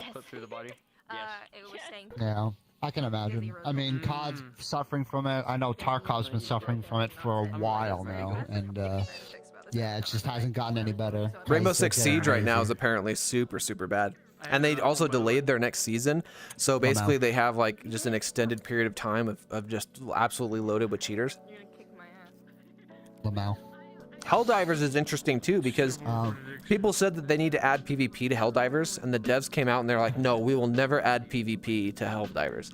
Like their goal is this is just going to be a PvE game, which I'm excited for, because when a game is solely focused on PvE, the PvE's got to be like hard and rewarding, right? Whereas like when it's PvP, the PvP is always the hardest part about the game, right? So when a game is just PvE, it's like Ark. Imagine playing Ark PvE. It's like doing like those boss battles become like the goal. It's all about like trying to defeat this like ridiculously strong enemy, right? And it's just, but the camaraderie that you build with other people is really nice. Yeah, that's basically, I guess that's the thing, because it's like it's a co-op thing. It's like a horde shooter, and I think the thing is that it's like I've played the first one like a long time ago, and I only played it like once, and it was fun, and I had a great time. It was like a top-down shooter, and it was great. But like what am I munching on? It was like chicken. Someone said that at the time. Some fried chicken. Players that played the first one were like 7,000 to 10,000, and on the first day that Helldivers 2 came out, it capped at 400,000. So the way that it exploded in popularity is insane to me, because I wasn't expecting it to be like this popular by that caliber, because like I didn't think anybody had heard of the first Helldivers, let alone, you know. Yeah, I hadn't heard about it. Yeah, exactly. So it's like, but I mean, they really like changed the game completely. It's a third-person shooter now. There's like the updated graphics instead of looking at like it's a cartoon or something like that. It's yeah, it's like they got that Sony money. So, but it looks really good. So, you know, I'm happy for them, because it looks like a great game, and I really want to play it. If the servers will let me play it, of course. Oh yeah, I've heard that's been really, really bad for the last 2 days. Because they didn't know. I don't think they, because that's the thing. It's like, I don't think even they expected the game to be as popular as it did. Because they're just like, okay, we could probably get like maybe about like 200,000, 300,000 people, which is a pretty like healthy number. But they were just like, I think that's probably enough. But 400,000, that's a lot. So, I heard what happened was, they're just kind of like, goddamn. I heard what happened was they were having a lot of problems with their servers, so they added a bunch of servers, and then they instantly capped those servers as well. So they added more servers, and then instantly capped those servers again. They need to like double the amount of servers they have, and then instead of trying to go up, they need to be coming back. They need to be like, all right, well here's a shit ton of servers. Okay, we're using 3/4 of what we expected, and we'll cut back a quarter. Yeah, but I really think what they should do, if possible, if maybe somewhere down the line they should add a mode where it's like instead of 4 players, it should be like maybe 16 or so. Because I don't think, well, I do like 4-player co-op, and I appreciate that. I think that for the times right now, I think 4-player co-op is a little bit of an obsolete number for co-op. At least, like, I think maybe 4-player co-op campaign would make sense, but for like a mode, for like a game mode like this that's consistently like this, 4 players is a little too small, especially considering that a lot of people are online now and making more friends quicker than everybody else used to back on the console days. So so the group that I've been hanging out with, they'll be sitting in a call, and there will be like 10 to 15 people in that call, right? And they're not all playing Helldivers, but 4 isn't enough, so they keep having to split into like 2 different. Oh geez, I got the friggin' hiccups again. They have to keep splitting into 2 groups to play Helldivers in 2 separate groups because they can't fit into one party. Excuse me. Yeah. So that's why with I would like it if they added more players, because 4 players is a little bit too small, or at least mod it. You know what I mean? Allow modding. Like Lethal Company. Lethal Company. Yeah. Yeah. We went to the same place with that one. Yeah. So, but yeah, like that game looks so much fun. Like, I mean, the bugs look pretty fun, but I mean, I could pretty much play like any game with a sci-fi shooter like that, like Starship Troopers if I wanted to, or something like that. If I wanted. There is one. Sorry, go ahead. What's up?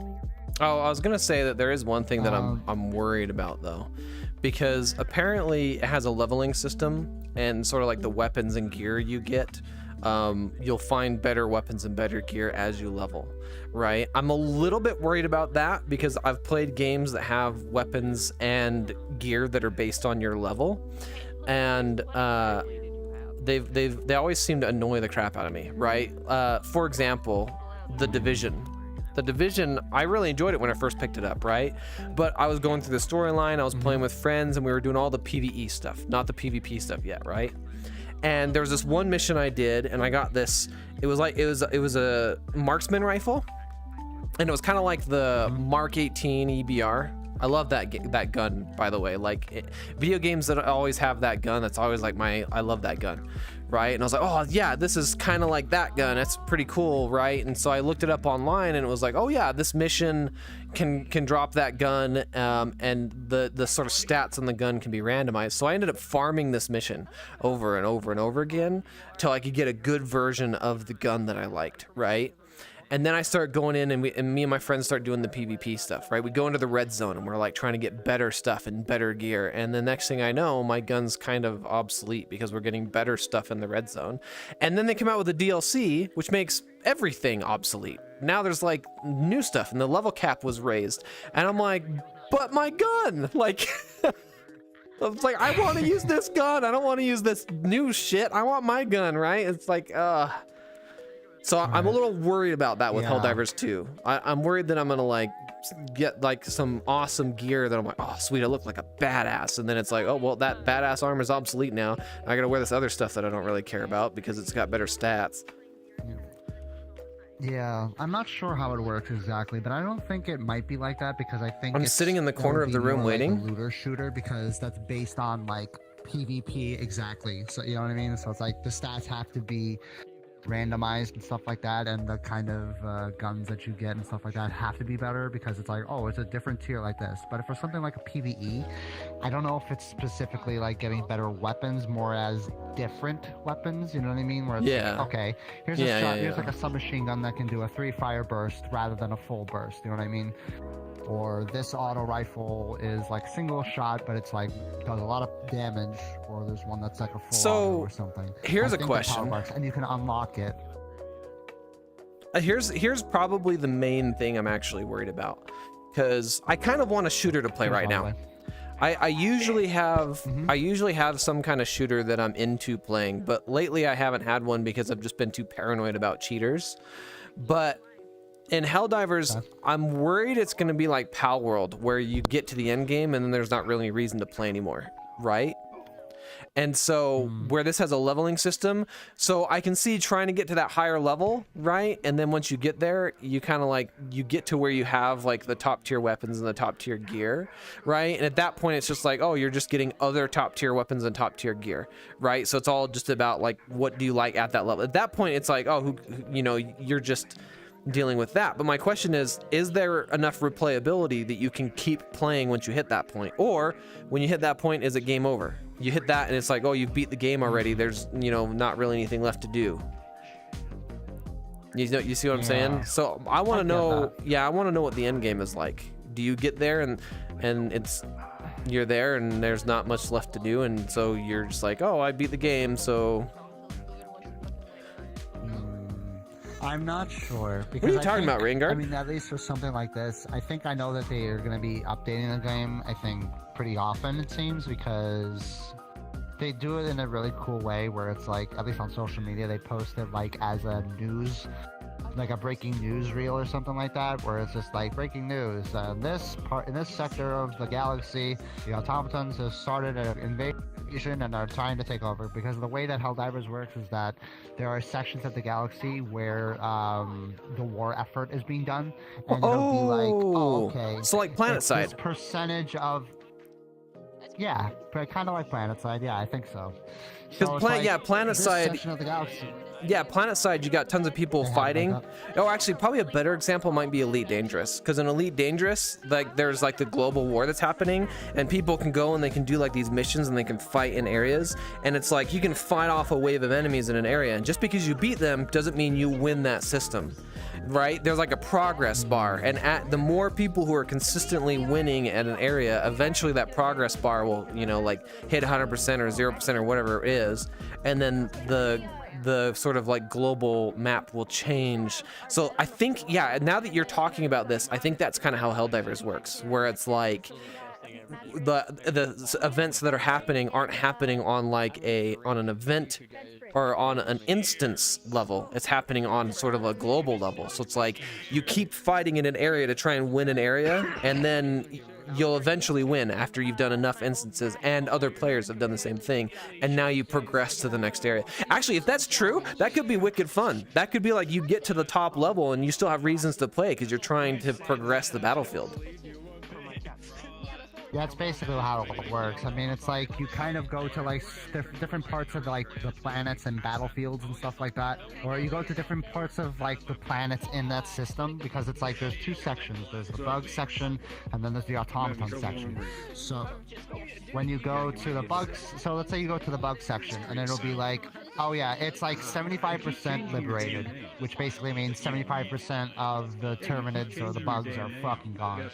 So when you go into that section, you can go to like, I think, different systems, and then when you go to one of those systems, you go to like a designated planet or whatever, and you go to a section in that battlefield where you have to do specific objectives, and you have to try and complete those objectives so that it'll count towards the greater whole of liberating the system. It'll be like 75%, okay, now it's 76%. And you keep doing that and keep doing that. And eventually they will just release new events and stuff like that, where it's just like, oh god, just so you know, the Terminids are coming back and they're coming in full force. Maybe they'll drop a new map or a system or something like that, I'm sure. And that's when people will start, like, you know, getting invested. Here's a question. What's funny was that it's like, are these things that you're doing, they're all instance based, right? So if you're not actively fighting or actively in an instance, then you're just at a menu? basically. Yeah, that's a little bit of a The way bummer. that it But works is that it's like you're kind of like in a hub.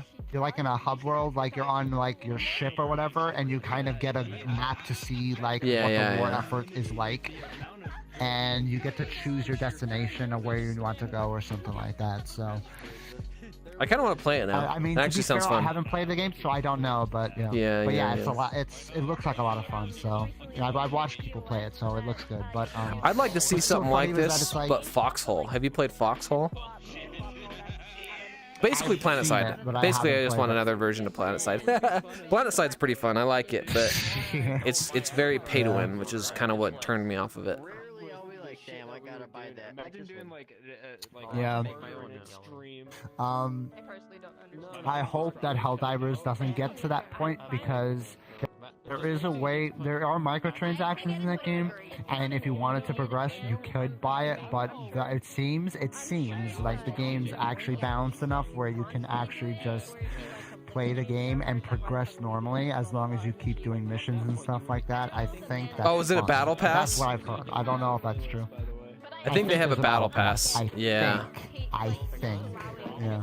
I don't have a problem. Hopefully it doesn't get to that point. Like if it's more like Fortnite, Yeah. I think it'll be fine. But we'll see. We'll see. I don't mind when games have microtransactions, but they need to be done right. The first is that like microtransactions shouldn't be better than in-game items, right? But also, I don't want to pay full retail price for a game just to have to give more money when I'm in the game, right? So That's the what I'm battle saying, pass, yeah. the That's what I battle, was gonna be like. yeah, the battle pass system is one of those things that it's like there's a battle pass system in World of Tanks, and I enjoy playing World of Tanks, but that's a 100% free to play game, right? Like all their money is made from microtransactions. So the battle pass in that, I'm like, yeah, it's fine. I don't really have a problem with it. But a battle pass in a game that you pay $60 for, I'm like, it better be one of those things where it's like I need to not feel like I need it, right? It needs to be one of those things where I can easily say I don't want the battle pass, right? If the battle pass is just like, oh, buy the battle pass and we'll level you up faster, it's like that doesn't really bother me because it's not really a pay to win aspect because you're not like inconveniencing other players. Like if it was a PvP game, then I'd be pretty annoyed with that, right? But I normally don't have a problem with in-game transactions because if I'm willing to play the game and I'll put a lot of hours into a game, then I am willing to invest money into that game. But that's usually free-to-play games, right? Like I've put a shit ton of money into World of Tanks, but I've also put a shit ton of hours into World of Tanks. So I can justify that, right? I'm like, I'll give them money to keep the game going. And World of Tanks has been going for like 15 years now. It's ridiculous. And it still has a huge player base. So I'm like, it's worth it. It's definitely, I would rather a game stays going and keeps progressing and is just an amazing game for a long time than I buy a game and no one wants to play it anymore after, a few months. It's like, I want a game I can keep coming back to, like VRChat or World of Tanks or whatever. Yeah, I mean, it seems like it's kind of like a live service game, so I think like a lot of people are gonna stick around on this game for a bit, maybe longer than that'd be nice. I would say that much. But I mean, I still see people kind of playing Lethal Company, so that's good that game hasn't fallen off yet. So Lethal Company to me just feels like another Phasmophobia. And it's like Phasmophobia is still a good game. It's still like a game you see people playing, but it's a niche thing. It's something that specific people like to get on and play and do the things, and they want to play a scary game or whatever. Yeah. Lethal Company to me just feels like Phasmophobia. So I never got into Lethal Company. A little bit. Hey, Yums. Am I streaming tomorrow? I always stream on Saturdays. I can stream more, but It's going good. I haven't been streaming on other days for a while. Alright, Mainly I'm just just, because chilling I'm and so focused. drinking. An example is like, how like all this stuff's been going on with work. I'm trying to focus I hurt my foot pretty badly. on aspects of my life that are gonna have like detrimental, like real change. And I enjoy streaming, and I would love to stream a lot more. But holding a full-time job and streaming a lot is very difficult, right? So it's like it's hard for me to justify streaming on the weekdays. But I will always stream on Saturday. I think I've only missed like 2 days since I started streaming back in like, wow, I've been streaming for a while now, haven't I? When was COVID? Was that 2020? Was that 2020, right? I've been streaming since when COVID happened, but yeah, I mean, if I've got people coming to my streams and like want me to stream more, I'll stream more. But yeah, I'm just chilling out, talking about. I streamed Minecraft for a little while. I had that Minecraft server, and that actually went surprisingly well, to be totally honest. Like I started doing streams on YouTube, and I was doing my weekly streams I was doing on Twitch. I need to actually change. It's very noisy here, isn't it? Let me fix this. It was I'm really high. So it's all good, no problem. There we go. Now we're only hearing the people next to us. I'm gonna join back in a bit. Oh, homework, that sucks. Oh, you're in college. No, you're good. Take it easy, Rainguard. Thanks for stopping by. Yeah, now I kind of actually do really want to get the game. I've been kind of thinking I want to get it, but I was more just thinking I should get it because it's what everyone's playing. But at the same time, I'm like, do I really want to be? I don't really want to keep spending money on new games all the time, you know? I would rather just kind of stick to some games I really like to enjoy. And that's kind of how Power World was. It was like everyone was playing Power World, and so I was like, I need something to play. So I just downloaded Power World because everyone was playing it. But then it was literally like 2 weeks of everyone playing. It was fun for 2 weeks, and I'm like, so when Helldivers came out, now everyone's playing Helldivers. I'm like, but do I want to get it and be burnt out on it after just a few weeks again? I'm like, that's not worth $60 to me. Is it? I think it's $40. It's on sale right now, but I think its full retail price is $60. I can pull it up and look again.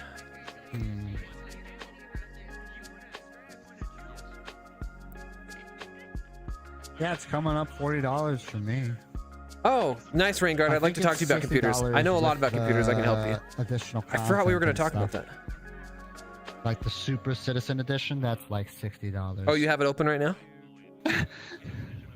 Yeah, it's $40. Oh. Wait, so is that on sale or is that the full price? But yeah. That's the full price. That's $40. It's not no sales or anything like that. I could have sworn when I pulled it up it was on sale for something.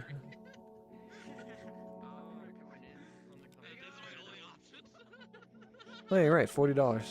Like, so it's a little bit better than I thought. Like it's a bit it's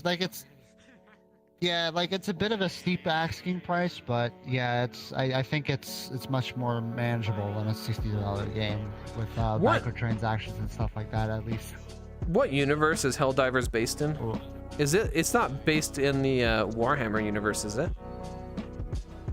It's not. It's its own universe. Okay, it's its own thing. Okay.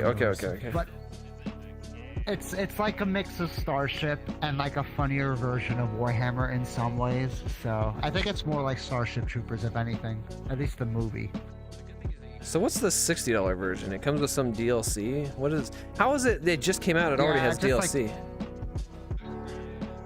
Well, it was just like the cosmetic stuff, you know what I mean? Okay, so it gives you a free armor set. Well, it's not free because you're paying for it, but it gives you an armor set, a cape, a weapon, super citizen status, whatever that means, stratagem hero ship game. So you get another game called Stratagem Hero Ship, and you get Steeled Veterans Premium War Bond.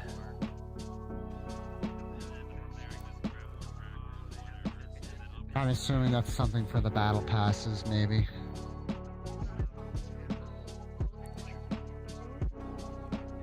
Like, if this is a game that's really fun and whatever, and like I can get into it for a while, I'll pay for it. I'll even buy the DLC pass version. It's like I have the money, I can do it. I just don't want to spend the money and then realize no one's playing it anymore, you know? The question is, I mean, the thing is I also don't want to buy that content and then find out that it's stupid. Like they're like, oh, we'll give you a free armor set. Well, it's like, yeah, but the armor in the game is level based, right? Which means it's going to be, you're going to get the armor and you're going to swap it out immediately once you hit level 10. So it's like, who cares that you're getting armor when it's just going to be replaced anyway? I don't think it's like that. I don't think it's level based. Like I think like it's not like a looter shooter where it's like every armor set or like weapons that you get are based off of like what's it called, tiers or something like that. Like, oh, this is a rare item and it's better than a common item, or it's better than a common set of armor. It's not like that. It's more like it's just a cosmetic choice. It's not really so much a level-based system. You know what I mean? Where it's like, oh, you have to wear this cape in order to play better. Like, it's just a cosmetic thing. I assumed, yeah, I assumed the cape was, yeah. I assumed the cape was cosmetic, but it does come with an armor set, it says. Yeah, I think the armor set, I think is a cosmetic thing. I don't think it's really based off of like stats and stuff like that. I think it's really just, you know, as it looks, more of like, you know, it's like a transmog system, you know what I mean? Where it's like, oh yeah, like this could like, well, actually that's not a good example because that's implying that like there are armor that's better, but there isn't really armor that's better. I don't think like any armor, at least from what I've seen, and I don't think they would put this in, but I don't think like they have like a tier system of like, oh, you have to use this armor if you want to get like good in this area or whatever, you know what I mean? Like, it's kind of like, I think with Deep Rock Galactic, you know what I mean? I think it's something like that, where you can unlock items that do better and stuff like that, but I don't think it's like specifically like for like armor and all that stuff. Like, I think it's just like weapons, deployable stuff, and like airstrikes and stuff like that, as far as I know.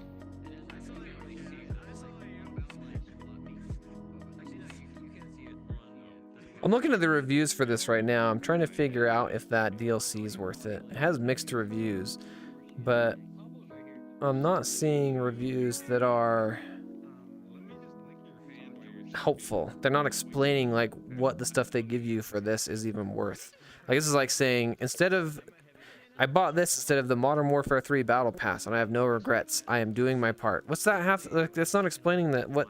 Nothing. This guy's got this long thing where he's like, I am a super citizen, because that's one of the things it says. You pay the $20, and that one of the things you get is you're a super citizen. What the fuck does that mean? Like, I think that's a title. I think that's just so like it's just like a little that you can wear. So it's like just a stupid little thing that's like on your name that other people can see. Who cares? Like, that's, who cares about that? That means nothing. Like, okay, so War Thunder has that, right? And it's honestly like they came out with the A10 Warthog plane and you could buy it, and I was like, oh dude, the A10, dude, that's sick, right? So I had to purchase it, right? So I bought it, and when you bought that plane in War Thunder, you got a tag that says BERT. It's BRRR with like 40 R's and then RT, right? Which is funny because when the A10 Warthog fires its gun, it's BRRT. It's just a freaking BERT, right? And so it's like, okay, that's kind of funny. But when that thing came out, everyone had that title. Every game you went into, like half the people in the games had BRRT in there as their title. So it's like, it meant nothing, right? So I'm like, oh, so I could get something that says I'm a super citizen, which just basically all it's doing is like, hey, I paid $20 more than you. That's all that's saying. Who gives a shit? That's stupid. I mean, I'm just like, this is just a shot in the dark. I don't know if that's the case. I haven't actually seen what it does, but that's just what I'm assuming that it is, because it's like one of those like war titles or whatever that you can have. It's like, you know, oh, okay, here's a review I'm that's a helpful. Prime citizen, but I'm a super citizen. Okay. Yeah, the title, if that's all it is a title thing, then that's stupid. This guy's review is actually kind of helpful. It's a cape and a mediocre weapon worth $20? Fuck no. Am I willing to spend $20 anyway so that I could push democracy forward? Hell yes.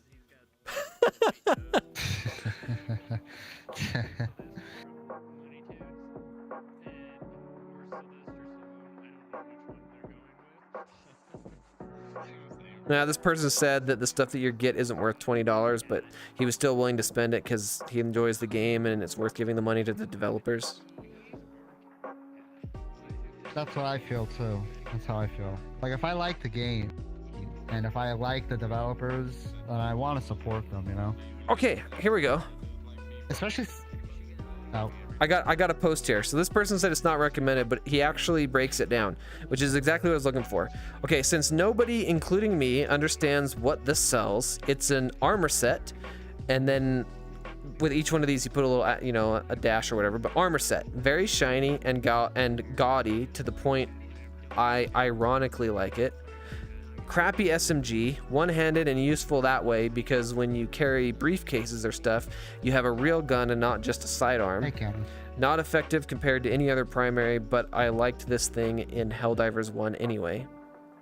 You played 1, right? So apparently there's an SMG that is coming in this $20 pack, which was in Helldivers 1. So that's kind of cool, I guess. A cape, also shiny and gaudy and contains a speck of dirt from Super Earth. Okay. Fancy title to wear in game saying you bought this. Access to the stratagem minigame that helps you train your ability to spam these things out. Good practice, stupid minigame. The part that annoys me is I found out that the stratagem minigame is always on your ship, even if you don't buy it, screaming, "Buy me, buy me."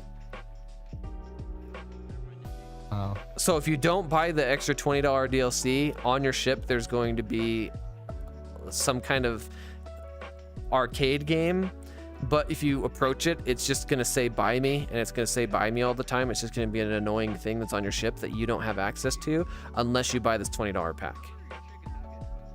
That's funny. Yeah. Instant access to a premium battle pass that you can earn through in-game grinding after a day or two of fighting. So after a day or two of fighting, you'll be through the battle pass. Okay, if that's how the battle pass is, that's not too bad. Like World of Tanks battle pass, it's like you got to be playing from when it comes out and you got to actually like grind it. War Thunder's battle pass is even worse. That I don't think I've ever made it through War Thunder's battle pass. That one's freaking tough. I bought this because I loved the first game and I want to support the devs. However, looking at the contents and thinking as a general consumer, nobody will want this if you're not a hardcore fan of the game and the series. The only stuff exclusive to this DLC is armor, a crap gun, a title, and I believe the stratagem minigame. The premium battle pass thing can be bought anytime in game with earned in-game currency. Oh, the battle pass is in the game, but you don't have to pay money for it. You can actually use in-game currency to purchase it. Okay, that's exactly. Fucking sick. I wish more games would do that. That's pretty cool. That's pretty cool. Like, here's an example. World of Tanks, I keep comparing it to World of Tanks because that's the battle pass that I have the most experience with. But that one has a battle pass. And in that one, you grind through the battle pass and you don't have to buy it. To get the stuff from the battle pass, you can get it by just grinding it like normal. But you can also purchase to advance through the battle pass faster. However, there is a caveat to this. Their battle pass has a free version, which is there'll be like this bar and all these rewards that you get, and the stuff on the top of the bar you get if you're a free player. The stuff on the bottom of the bar is additional stuff that you also get if you pay for the premium battle pass, which you have to pay cash for, real money for, right? And that's kind of stupid. Right. I like the idea. That makes way more sense. I feel like battle passes should always work this way, where it's like you can grind through the battle pass, or you could just purchase the battle pass, and then basically you could like say purchase levels or just purchase to have the battle pass completed. Be like, oh, here's $20, just give me everything in the battle pass, right? So it's like, yeah, you can earn it or you can pay for it, right? But everyone should be able to get the same things, whether they pay or grind for it, right? So that's pretty cool that they do that. I like that.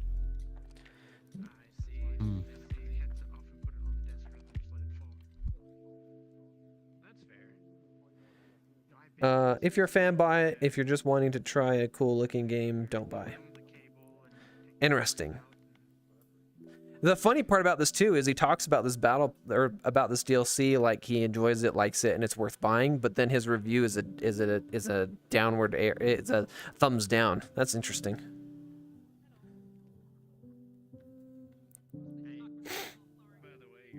Well, shoot, now I gotta buy this game. I'll probably end up buying it when I'm done tonight. When I get off VRChat. I'll probably end up just playing it by myself till like through 2 or 3 in the morning, and then I'll grind it all day tomorrow. But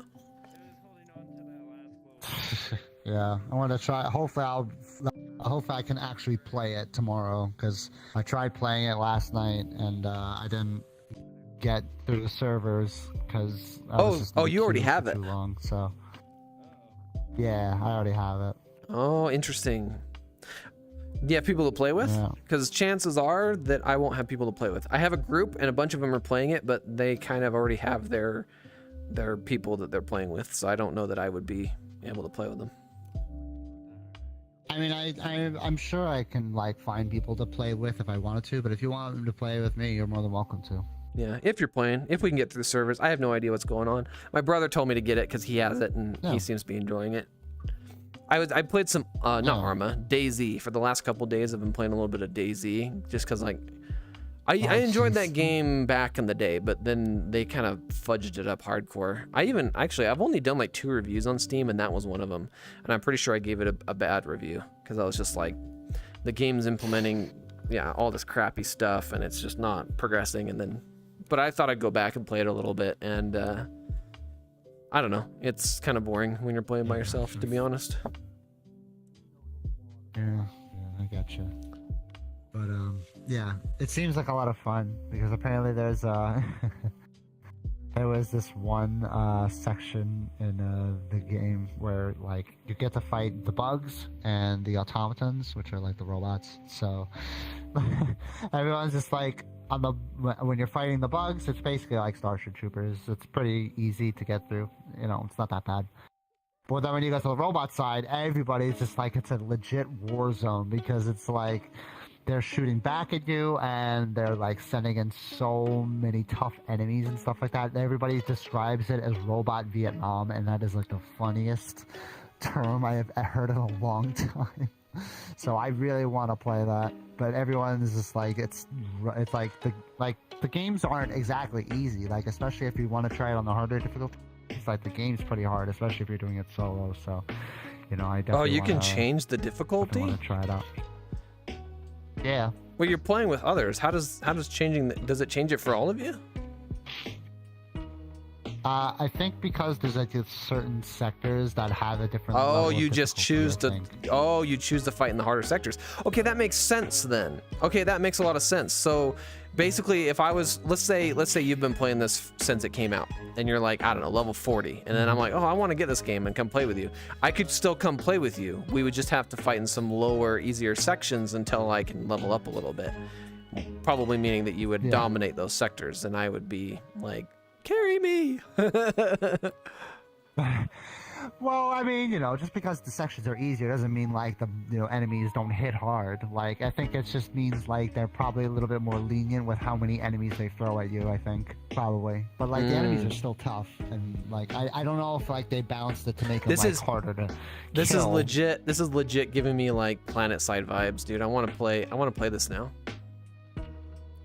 That's what I'm gonna do. I'm gonna end up freaking. You've played Planet Side, right?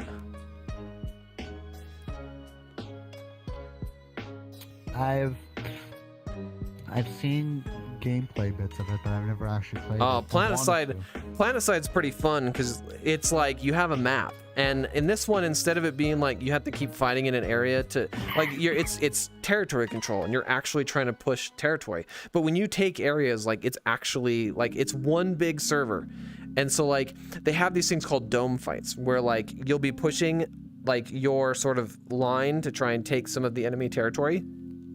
Then you'll take some, and there are these sort of like convergent points where there'll be like these big domes, and the domes are really hard to take, right? So the battles at these domes get crazy, and it's extremely bottlenecked. You're like going into this big dome structure, right? And you're fighting in like hallways and stuff like that. And there'll be like 30 people on each side pushing to try and take a hallway.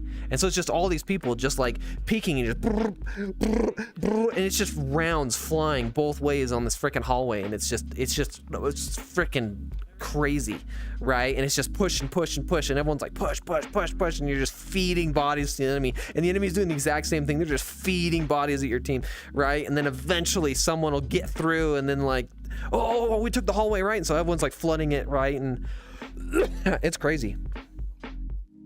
But this kind of feels like that, but you're not Yeah. fighting other players. It's bugs. You're fighting hordes and waves of bugs. Yeah, bugs and robots. They're probably gonna be introducing a third faction at some point. Yeah, But, yeah. It's, but yeah, they constantly change like the scale of I think the game, because I think it's like, you know, if you've liberated like most of the bugs, like if I don't know, I don't think I've ever gotten to 100%. I don't remember if I did it in the first game, and I'm pretty sure that won't happen in the second game. But I'm sure like if it's, you know, like if most of like the sectors are like cleared out, I'm sure like at some point they're just gonna be like, oh boy, just so you know, the bugs have raided a new sector and stuff like that, and they've reconquered most of this section of the galaxy or whatever. Or maybe it'll be like a season. They'll probably like introduce like a new map or something like that. Where it's like you try and take the whole area, and then it resets. It's like you won, and then it starts over fresh or something. Because that's what PlanetSide does. Eventually, one nation of the 3 nations will dominate the entire map, and then there's like a brief cooldown period where it's like, you know, these guys are the winners, and then it resets, and everyone starts doing it again, trying to take the map. I'm gonna go say hi to other people. I will see you in a How bit. dare you? Howdy. Yep. I need a drink. Yeah, I really want to play it. I had a funny conversation with my brother where I think it was when I bought Pal World, but I was like, I bought Pal World. He's like, oh, now you gotta wait for it to download. I'm like, oh, it won't take that long.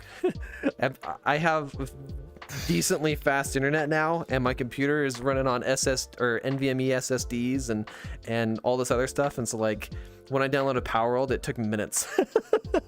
It's like any game now when I install it, it's just quick. It's the only thing that limits how fast I can install a game now is the server I connect to, right? And I have Steam's torrenting system turned on, so usually if that is a feature, I can usually download wicked fast, and so it's pretty awesome. I was kind of hoping I could reach my fridge, but I can't.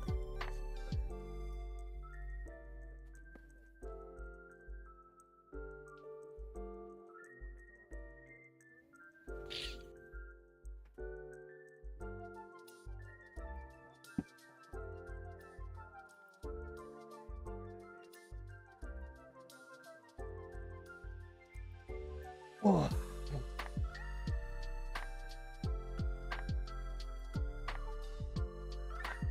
That was a good conversation, though. You pretty much just convinced me I gotta buy Helldivers now, which is exciting because I need something. I need a shooter. Frankly, I just need a shooter to play. Yeah. Well, I will tell you this much: the game will not pull your attention away, because like there's always like something going on, and you always got to keep your eyes up. At least from what I've seen. Wait, what? So, it's like it's not like a game where it's like, you know, there's not a lot that's happening. It's like there's something that's always happening, like in every moment. Like maybe you'll find like a scouting party and you have to shoot them, but then like they might call in like, you know, backup, you know what I mean, like reinforcements, and they'll just like be a bunch of them that just rise up and they just kind of start swarming you, you know. So, you know, and you have to try and cross over to like certain parts of the map so you can do like objectives. Like they'll be like it's mostly like 2 or 3 objectives that you need to do. It's like, okay, you gotta extract this sample, or destroy this thing, or defend this point so you can extract the hard drive or something like that. And then you have to do the second objective that usually is linked around it, and then after that you have to actually go to an extraction point so that you can wait for the dropship to come in to pick you guys up. So, you know, it's never a dull moment in that game. Well, that's good. It's a shooter. That should be that way. Yeah.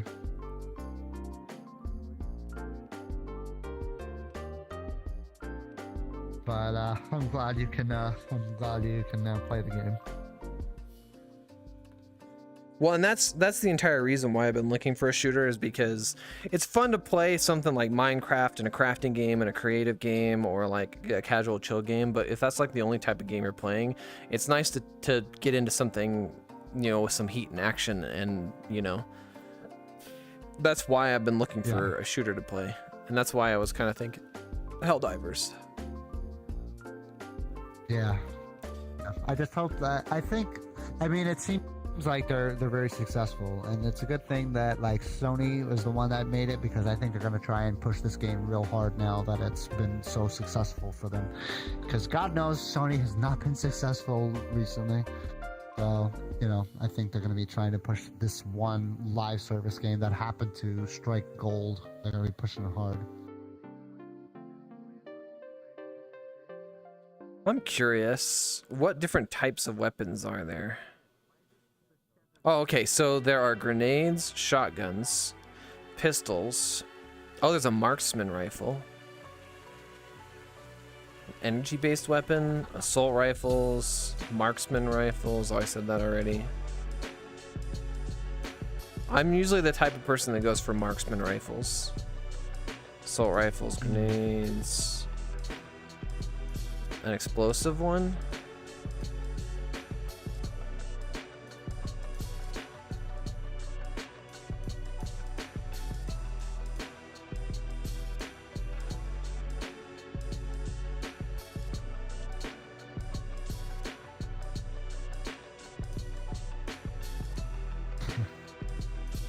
Wait, is that all the weapons? There's only 19 weapons?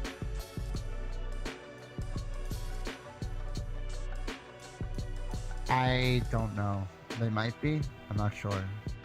But I know that they also have like large weapons that you can carry. Like they have like what's it called? Like what do they call? Like artillery kind of like a large like a I don't know what to call it. Like a I guess like a cannon. You can carry a cannon with you. You can carry like a rocket launcher, and you can load it manually yourself, or what's cool is that you can have a buddy come in with you to try and load the next shot for you, and yeah, it's really cool.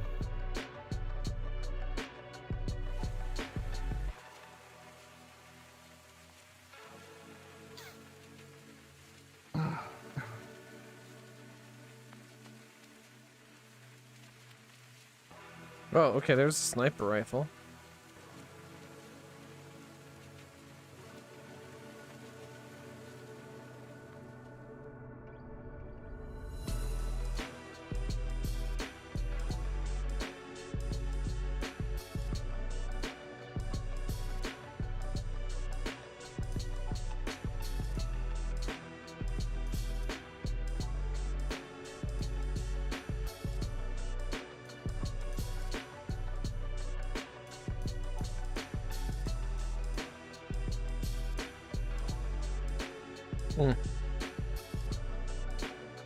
Oh, it's bright.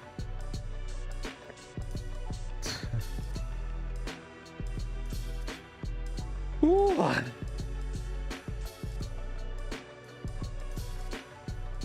Yeah, maybe they'll be adding more weapons. Oh, I'm sure they will be. Yeah.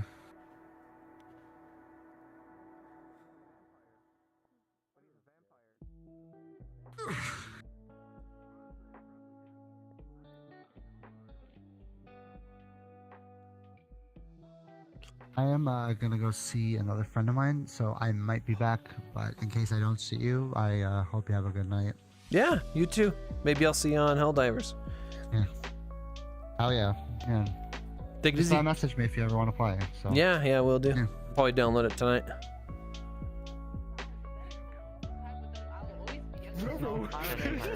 My teeth are sharp. Ren? You hear that? That's my sharp teeth. We gotta get out of here! Don't care, dude. With lamb, sausage, and kale.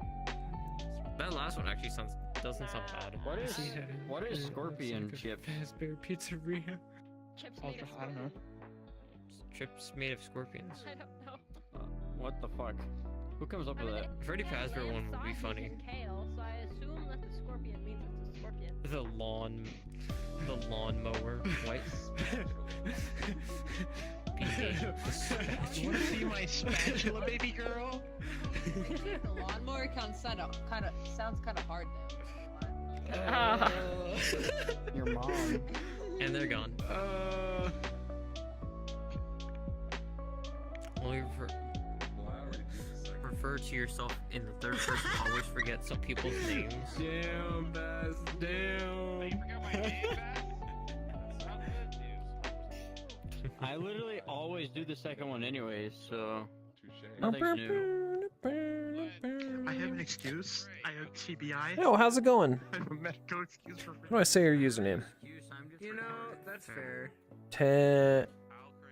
Tanisha? It's kind of Am I saying that right? What? Oh, he wasn't able to finish it? We've been here all night. It's been a really good night, though. We have talked a ton. I've talked more tonight than I feel like I've talked in the last, like, 4 streams. Tanisha, I said it right. Sweet. Damn. Look at you. I say we do a little bit of jumping around. We've been hanging out with this group for a while. Let's see what, I want to join Squishy, but they're probably in like a cuddle world or a chill something or another. We can see what Scurry Nights are up to.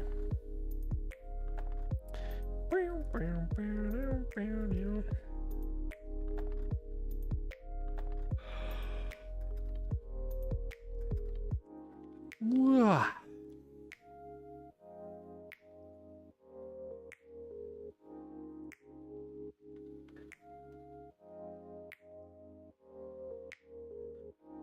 Do. Let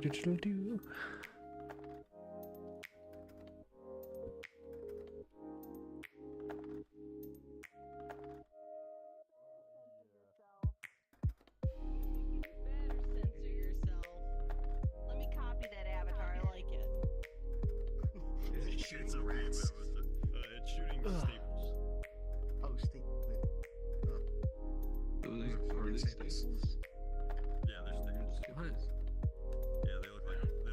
Well, Hi, Kegan. from yesterday. So Hello. It's squirrels when it's shooting. Oh. Yo, let me clone that. How's it going? Would you like something to drink? No, I don't drink. Water? Okay. Awesome. Stapler. Yeah, that's the. Get in some weird staples. What is on stream right now? Sync dance. How do I? Sync dances. Disable. Wait, hold on. I think I have it on one of my avatars. Here you go. Here's some water. I don't see the stapler. There's foam on this water. You have to pull it It's through. shooting stuff. Frothy water. I think it's this one. It's certainly shooting stuff. Okay. Yeah. I told you. Wait, what? That sinks? Oh my god. School's dancing over there.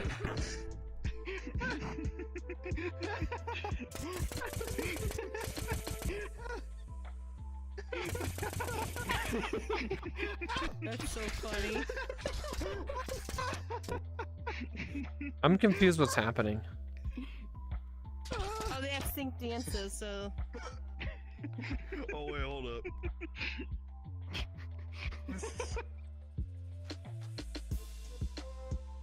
I don't even know what's going on. This reminds me of, there's another avatar that does this. Where is it? I have it favorited. This one. I need that one, Shred. Can I copy that? What? Oh, yeah. Why are you on the floor?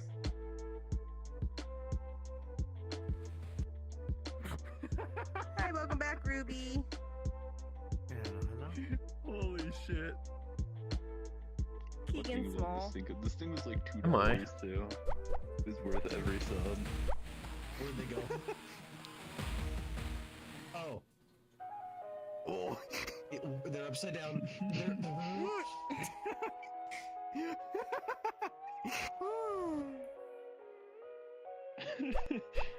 I don't I really even do know need to what's put going this on some on. of my more recent avatars. It's fucking great. Oh, it's awesome. It's so confusing because y'all are in these places where you were.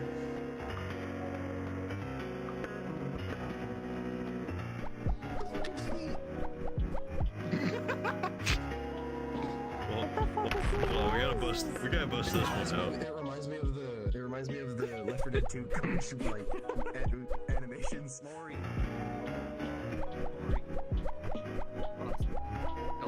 Is that sound coming from me? No, it's coming. There's a lot of sounds. Oh, God. I don't even. Oh! Fucking Fortnite? What the fuck is this music going with it? Love this one. I gotta turn up the fucking video player. It's so loud right now. What? Was that you? Oh, that is you.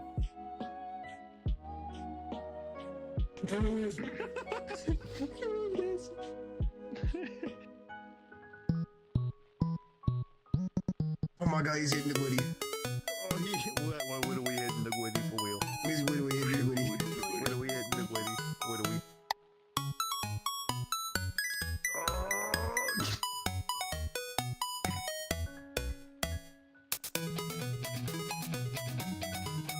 I don't know this one. Oh. That was an Alrighty experience then. right Creature. there. That was certainly an experience that I will never forget. There's more. There's fucking walks as well. I'm back. God, oh, this. The boys are back.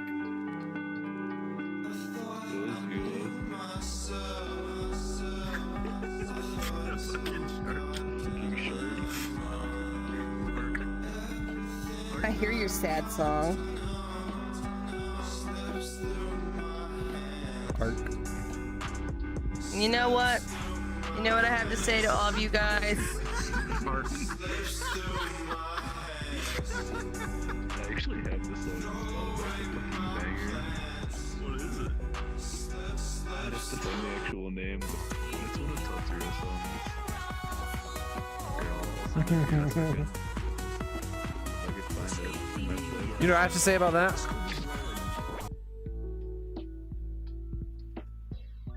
Here.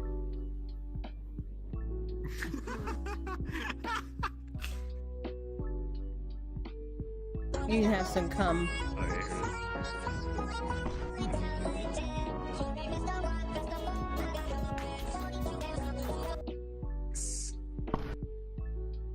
Trying to keep up with what's going on here, man.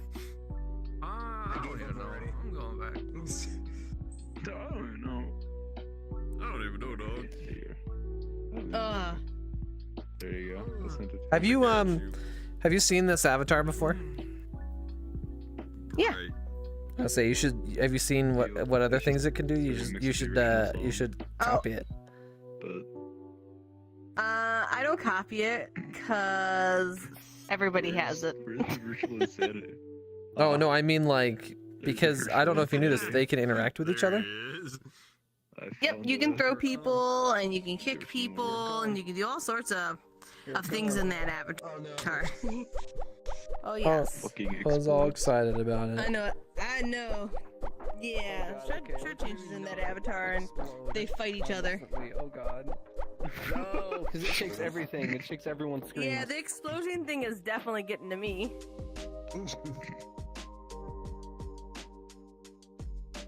But we can pull out our arcs.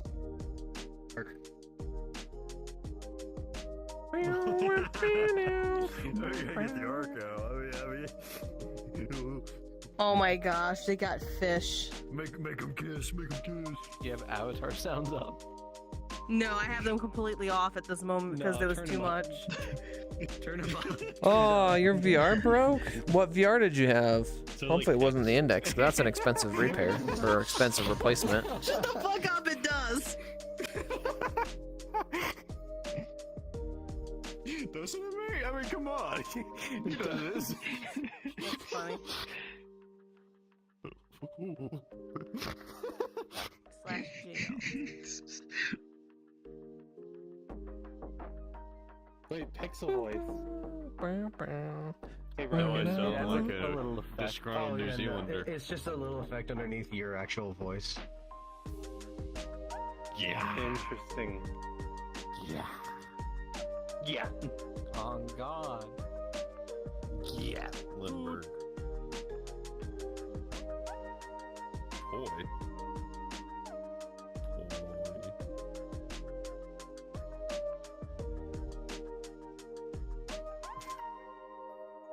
All I hear is This step, is one step, of the step, avatars step, I've step. ever had. Yeah, really. God, that world was something else. Hoping another VR2. What? What is VR2? Your VR broke, so I can't play VRChat. VR2? What's VR2? I think the pool table and the buckshot roulette were my two favorite parts of that world.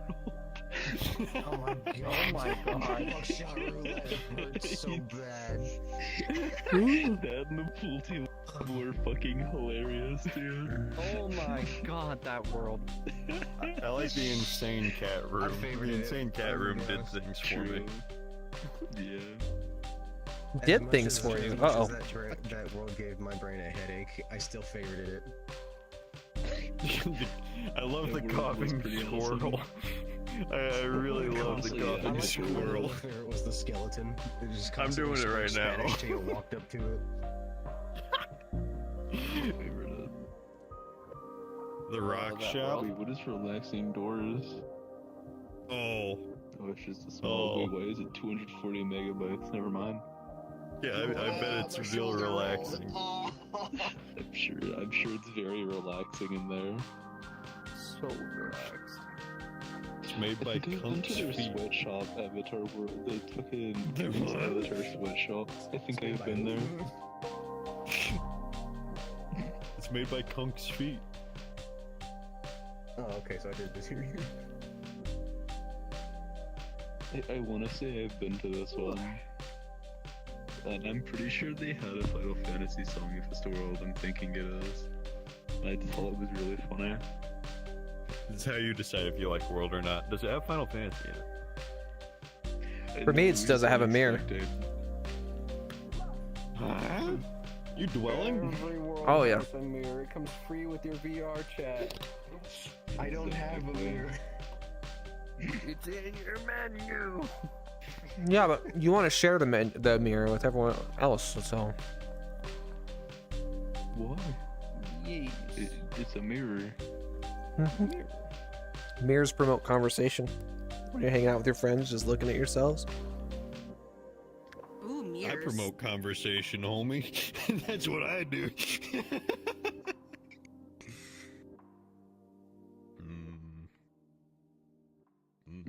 Uh-huh. Give me that. Give me that.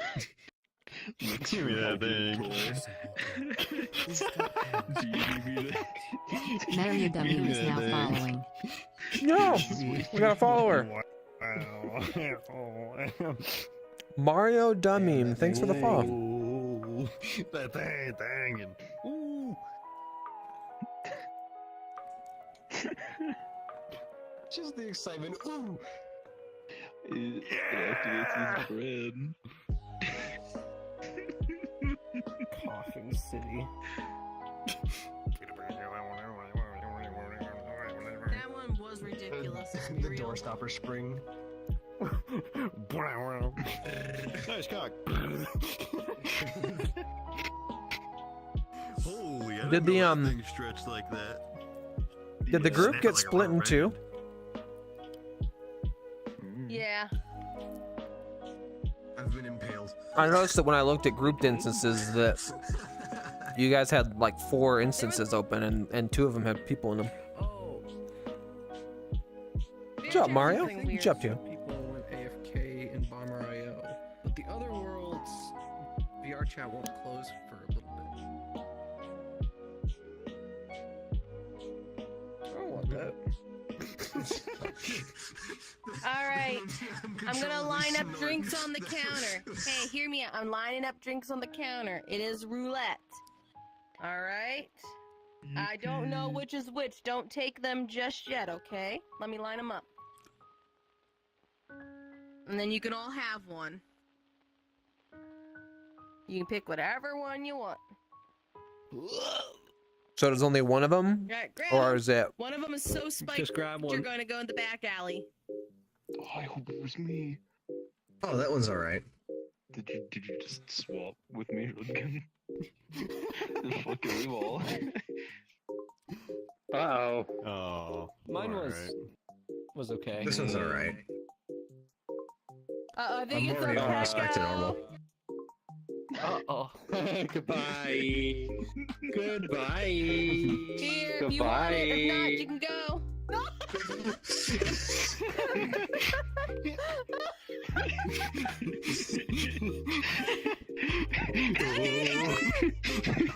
No. No.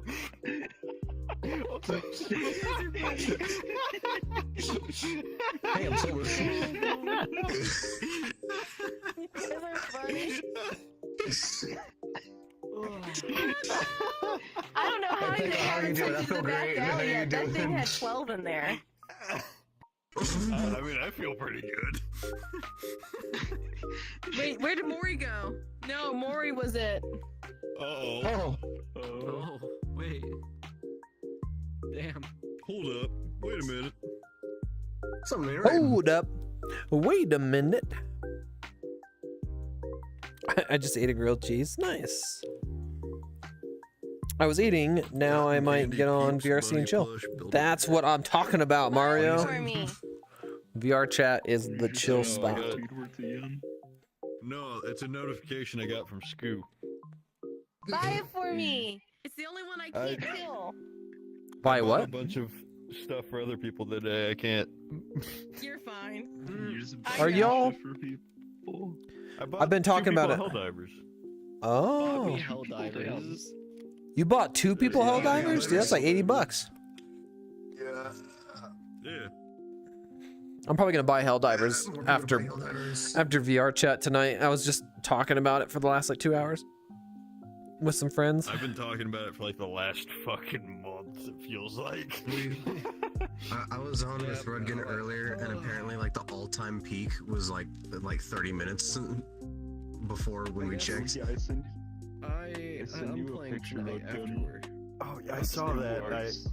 Yeah, it was on top 4 of currently most played games on Steam. Yeah, current players was 282. Wait, Helldivers 2 is the 4th most. What are the first 3? Counter Strike, Power World, and Dota 2. Yeah. Huh, interesting. Dota always have players. I don't know So Dota. I haven't really I'm looked shocked into Power Dota World's though. still that high up there. Yeah, same. All my friends got into Power World when it first came out, and they all got burnt out after a couple weeks. Well, that's kind of what I expected to happen with it, but it's been holding on pretty well, surprisingly. Well, there's still people buying it and still people playing it, so. Hi, Maury. Are you okay? Yeah, I'm fine. Maury's like, it's not that bad, Gun. Bless you. Thanks, dog. I'm just getting assaulted over here. Yeah, excuse you. Yeah, excuse you, man. Yeah, I mean, maybe if somebody would have excused me, I would have, like, been able to, like, bring myself back in, but it just kept coming out.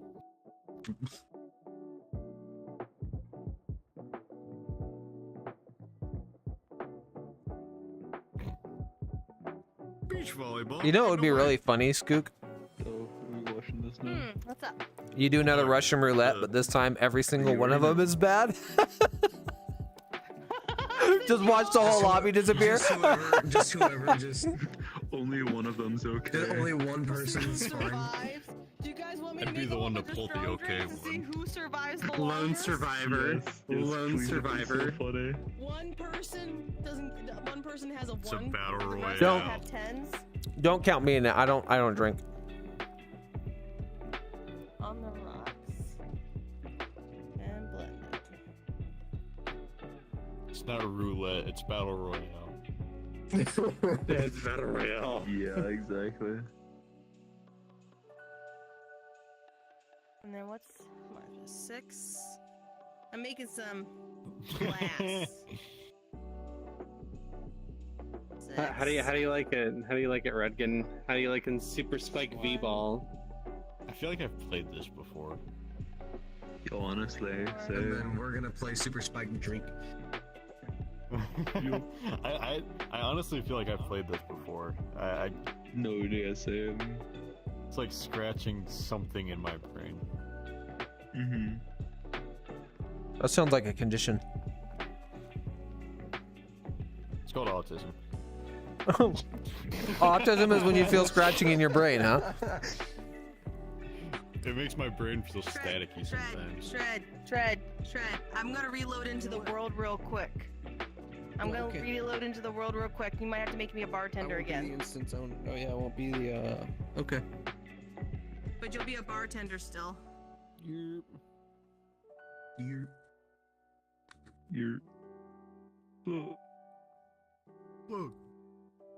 The number one rule is don't steal drinks. And yet I just watch people steal drinks. You guys can get kicked out of the bar. Who are you talking about?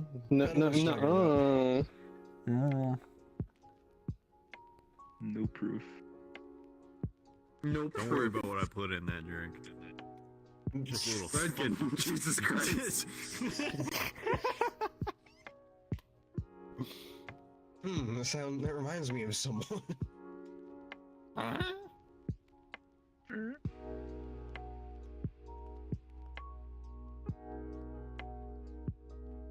E.T. phone. No, Redgun. Damn, look at all those fucking muscles. This is the volleyball minigame from Castle Crashers. That's exactly what this is. Oh my god. Oh, I haven't played Castle Crashers in so long either.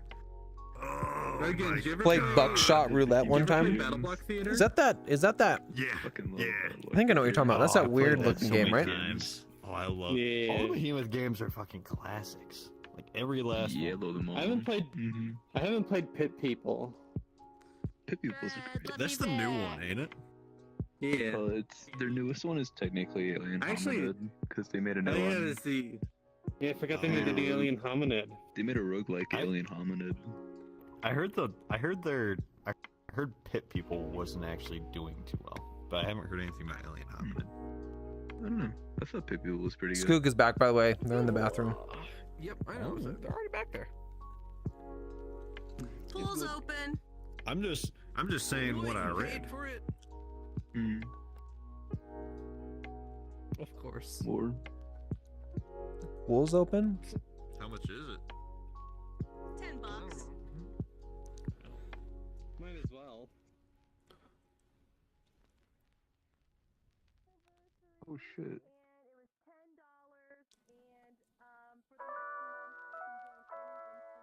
Instant bartender and bypass every bouncer. So I just get to be a menace. So go me. And they messaged me the fucking 5 minutes after I finished paying, because I'm thinking, oh, it'll probably be like tomorrow, whatever. 5 minutes. Here you go. You're set. Have fun. Nice. 4K. I was not expecting that. But yeah, it's our 1 year anniversary, and I thought it'd be nice just to do something nice. That's not super expensive. Jimmy, oh my god, is it Double Dragon?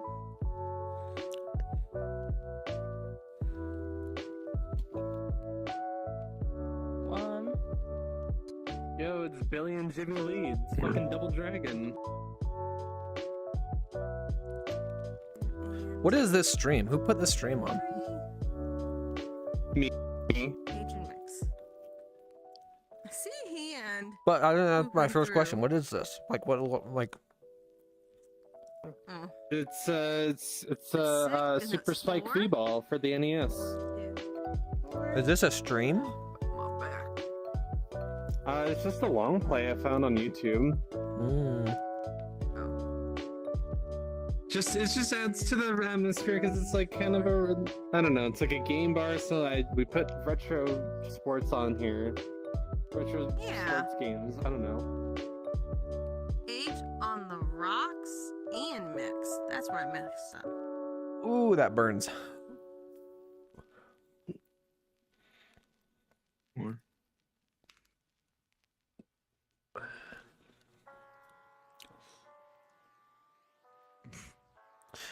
Hey, Tanisha, explain this to me.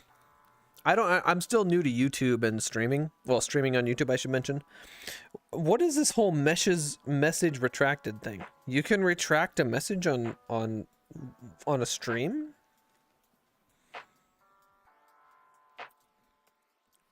Is it like you can just delete your message? I'm so confused about that one.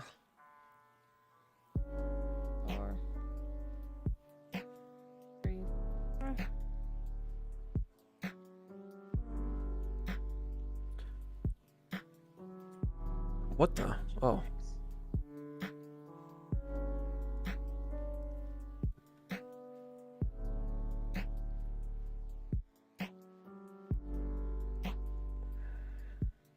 And then 6, 3, 1. 1, 2, 3, 4, 5, 6. 1, 2, 3, 1. Yeah, Agent Mix.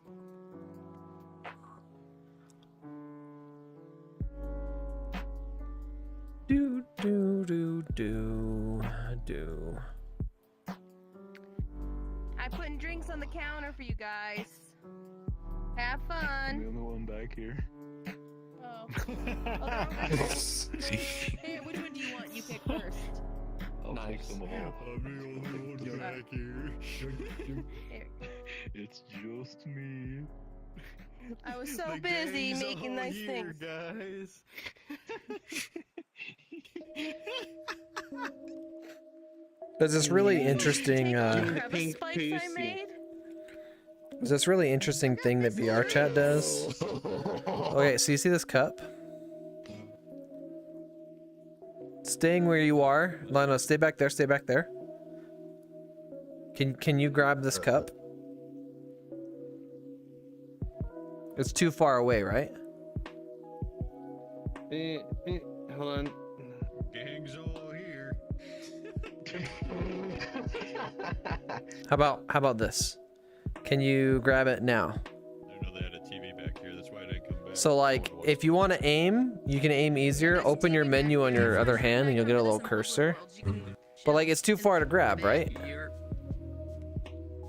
Yeah. Okay, now watch this, ready? Can you grab it now?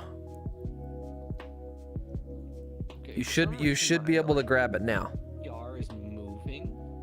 I don't understand, and I give up. Were you able to? You want to get out and restart, or you just No. Okay, yeah, so if you open up your menu on your left hand, you'll get a laser on your right hand. Point your laser at it. Yeah, and then close the menu. It highlights, right? So you can grab it? No, I don't know. I'm pretty stoned. Oh, okay.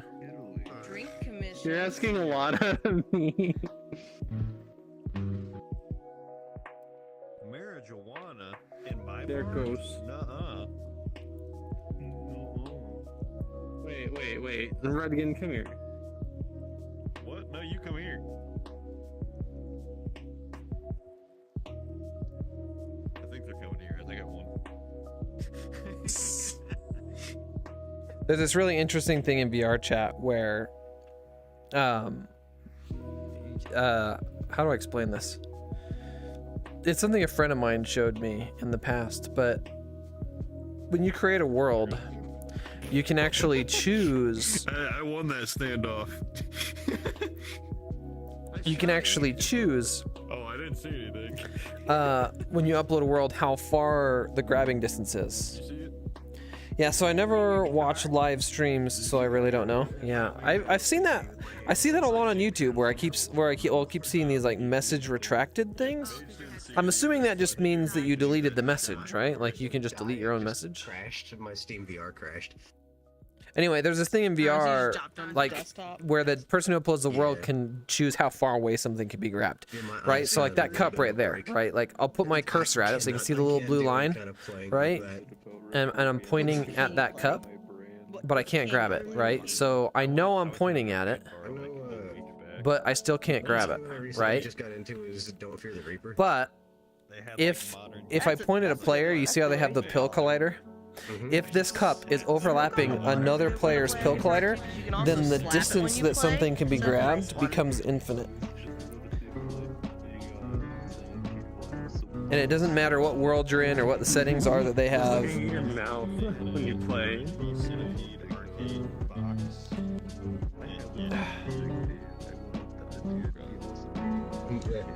It's fine. Nope, I gotta reset my play I space. also don't want to turn on my amps, so... Okay, so see how it's in their collider now? So if I come way back here, if I point my hand right at it... Oh, it's not working. Well, it's because I need... Oh, nope, I had it. It's hard to grab on index, though. But see how it's highlighting? I can actually grab it. It's just really hard to line up the... Oh man, I almost had it. It's hard to grab on index because you have to actually physically grab, and when you grab, it makes your hand flex, and it makes it hard to grab.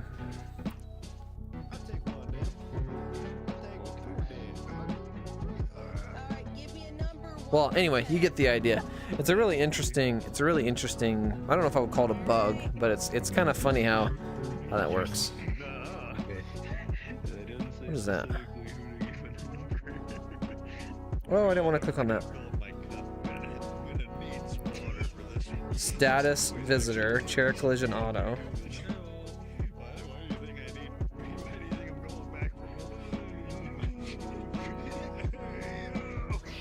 Oh, ultra graphics, high graphics, mid graphics, low graphics. I'm not smart, so give me a moment. Oh, there's a stage camera. This actually works. I didn't expect that.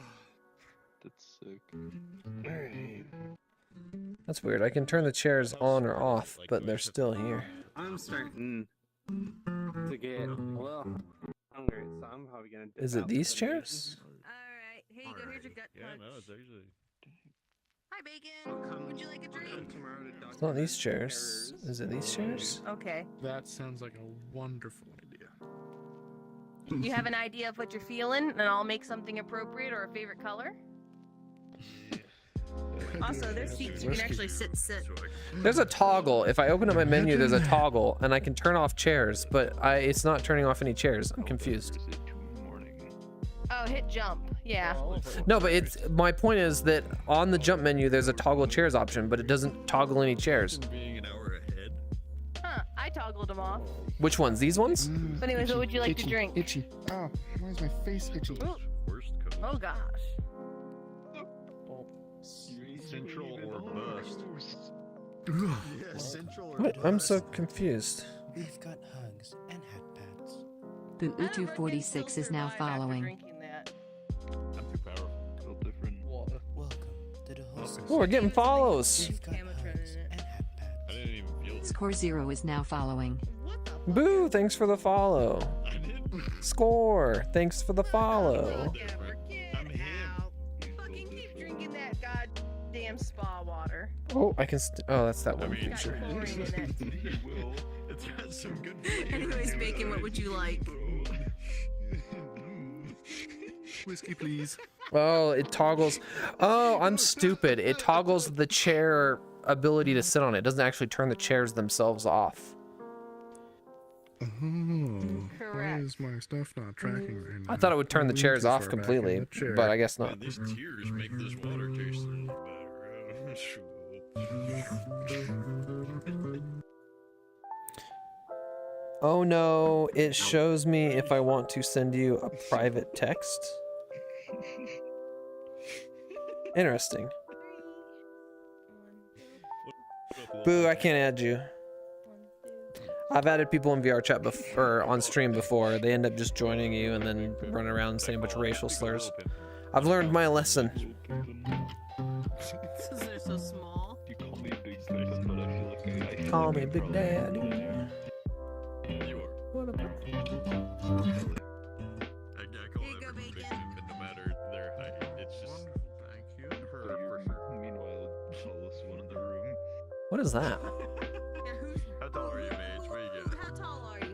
are you? What the heck is that? Me, I'm like 5'11", I think. Been a minute since I've checked. Whoa, it just disappeared. What the heck is that? 4,000. Shit, real? For real, for real. I'm so tall.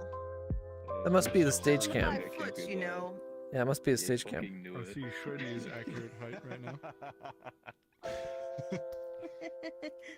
And Pico is so tall that they count half an inch every time they talk about their height. This reminds me of the fucking short energy bit. Another whiskey. All the drinks that you make, do they all have names? I like how she always waves me forward, but she always comes like closer Skook. to me. So she's always sitting there. What's up? All the drinks that you make here, are they based off of real drinks? Like named after real drinks? They're named after the Valhalla games. Oh.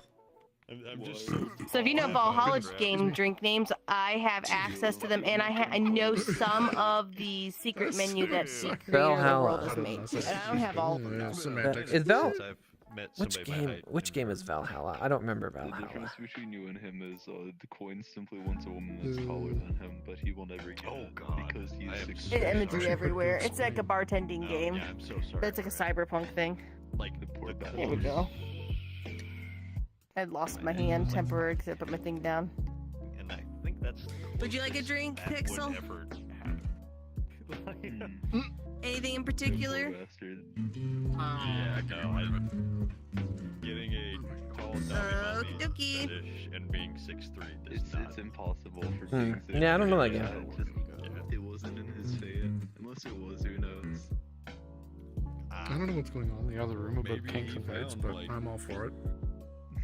You can join the other room if you want to go into the Oh, around the interesting. corner. So you can choose to make a text a private text, and then I'm the only one who can see it, or moderators, I assume. Which is funny because I have the chat open and I can't see it. I know, dude. I guess you haven't done that. Have you done the Shiva fight yet? Interesting. I have not. What's going on? Okay, never mind then. Hey, what's up? I had someone flirting with me a while back, and they were 6'2", and that was a wild experience. Because they're 6'2", can look me in the eye. Is this a different one than before? I swear it was blue last time. Yeah, I made an orange one this time. I don't know if I take pride in that, but it's a Yeah, I made you a Zen Star last time. This is a sunshine cloud. But did they ask for an orange one? No, Pixel just drinks whatever I hand them. What the heck? What the heck? They're just throwing stuff at you and you're just putting it down your gullet. What the heck? You're crazy. You're paying for this, you know that, right? Obviously, they're gonna give you the expensive drinks. You're paying for this, man. You should get what you want, not what they want. Here, there's just only candy in that one. This is just sugar. I have horrible No cavities. alcohol. I have to avoid candy. You want it, trust me. Oh, of course I want it. I like sweets, but I can't. My teeth will hate me. Time to hydrate? Alright, I got some root beer. Here we go. Exactly. I'm just like, I guess I could drink in game 2 here. Well, we'll drink the candy. I'm just like gone. Smoke them out of there. I gotta talk to my friends outside down the street, about 8 blocks away. Bye. Hey, I have a really important thing going on anywhere but here. I didn't kill Pixel, did I? Yeah, he died. No. Absolutely. Oh, okay. Everyone okay back here? Oh yeah. Need anything? Any Yeah, how you drinks? Sitting in my head. I think I might call it soon. Okay. My eyes are starting to burn. I might have to get off soon too. In on your avatar like this, you're really leaning into that femboy war game you were playing, aren't you? I feel like I can't spend as much time in VR as I used to. I used to be fine for a lot longer than this. Alright, yeah, I think I'm gonna call it there, because headset hurt my head. Boy versus furries, yeah. Go play some Helldivers, bruh. I'm gonna get some water. Real. Alright. Hell, y'all have a good night. Good night, Shred.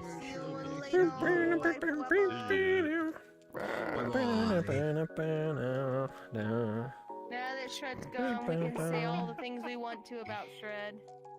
He's stinky. Short. True. Like Mage. I'm ever tight. Maybe we see if. Really in the eye of the beholder, I guess. Let me see if There's Squishy. no alcohol in this one. In my eye. Look, there's no alcohol in this one. It's called a Bleeding Jane. Let's see if Squishy will. I want to ask Squishy some questions about Helldivers before we go.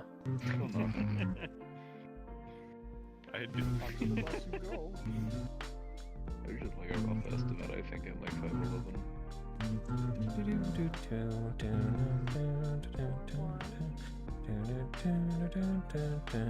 you want to reveal your rough estimate, Pixel?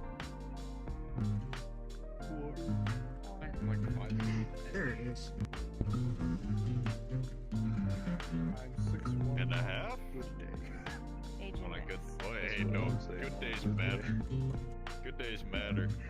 Sometimes your spine just like decompresses and you're like a whole extra inch taller. Hell yeah. Maybe that's just because I'm I'm 21 and I go up and down about half an inch depending on okay, wait, I think I lied. Unless I either haven't adjusted it. I did the shadow clone jutsu. My base stations always get moved up and down, so it never tracks my height correctly. So, and I think a while back it was saying like I was like fucking 5. Yeah, it says I'm like 5'2" right now or some shit, and that ain't right. So, Oh, my fingers are really stiff. I just cracked my knuckles and they were tight. Wait, hold on a second. So, again, you just need to put your base stations up on the ceiling. yeah, but I live in an apartment. I've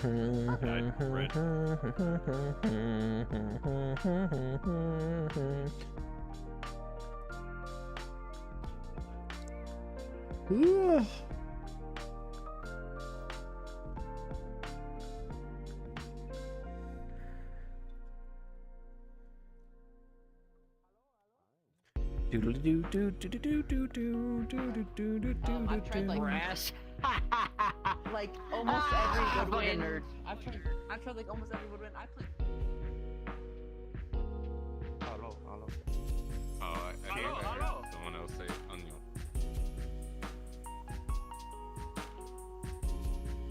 I'm very tall. Why am I so tall? The Keeg Master. The Keeg Master. That's a new one.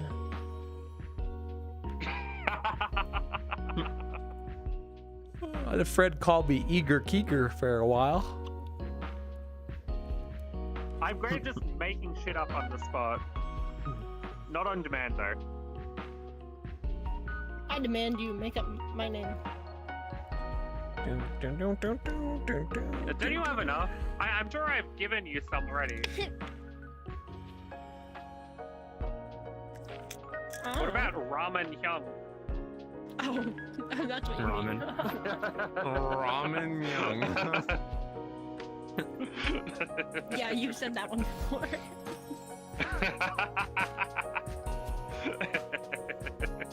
Funny though. I got the yawns. Funny, and I do like ramen. I got the yawns. My eyes are starting to burn from VR. And we had a pretty good stream, so I think I'm gonna call it here, guys. I'm gonna go ahead and end my stream. It was nice hanging out with all of you. Today was actually super energetic. I did a crap load of talking. My throat is gone, so that's a pretty good sign. It's kind of nice. But you know, I love you guys. Yegelskerdeg, Estevi Milu, Waaini, Aishderu. Feel like I'm forgetting some. Anyway, bye everybody. Have a good week. I'll see you all next Saturday. Holy crap. I got the yawns all of a sudden. It won't go away. I just yawn.